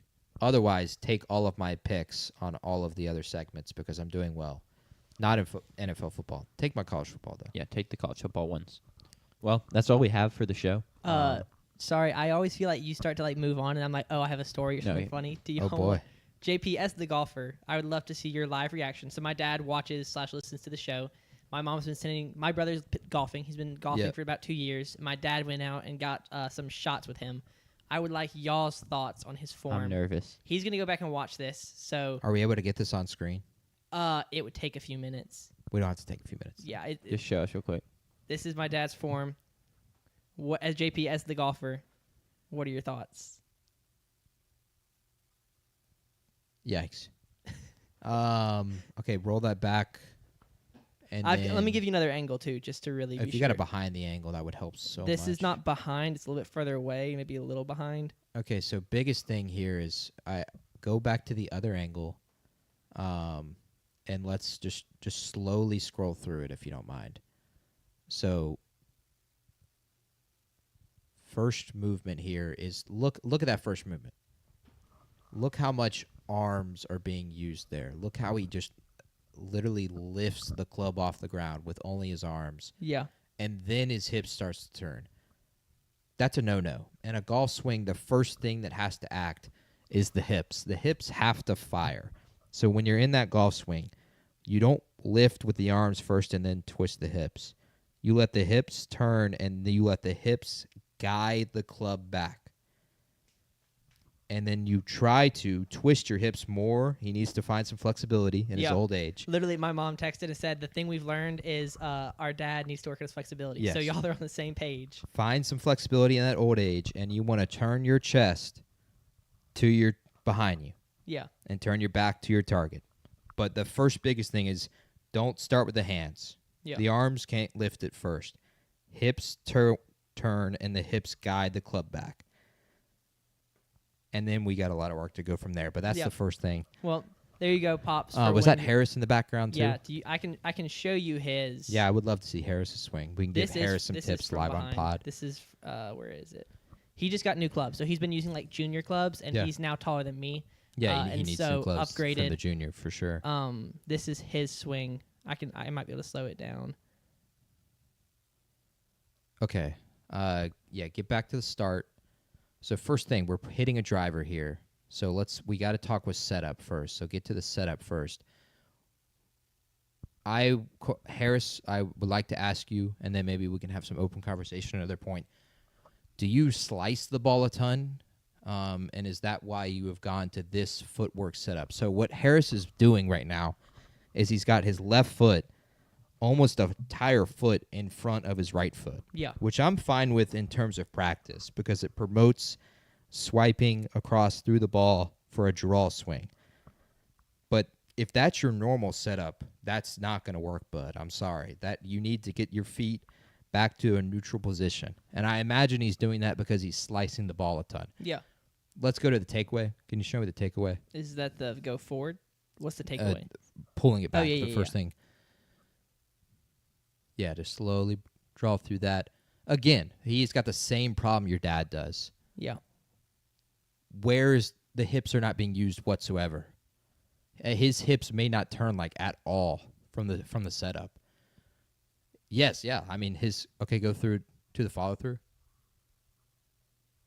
Yeah, okay, so Harris, we got to get our hips activated to start because your hips right now stand. So you've got your setups. Your hips are already open. And the only time you end up using your hips is when you're firing through in the ball.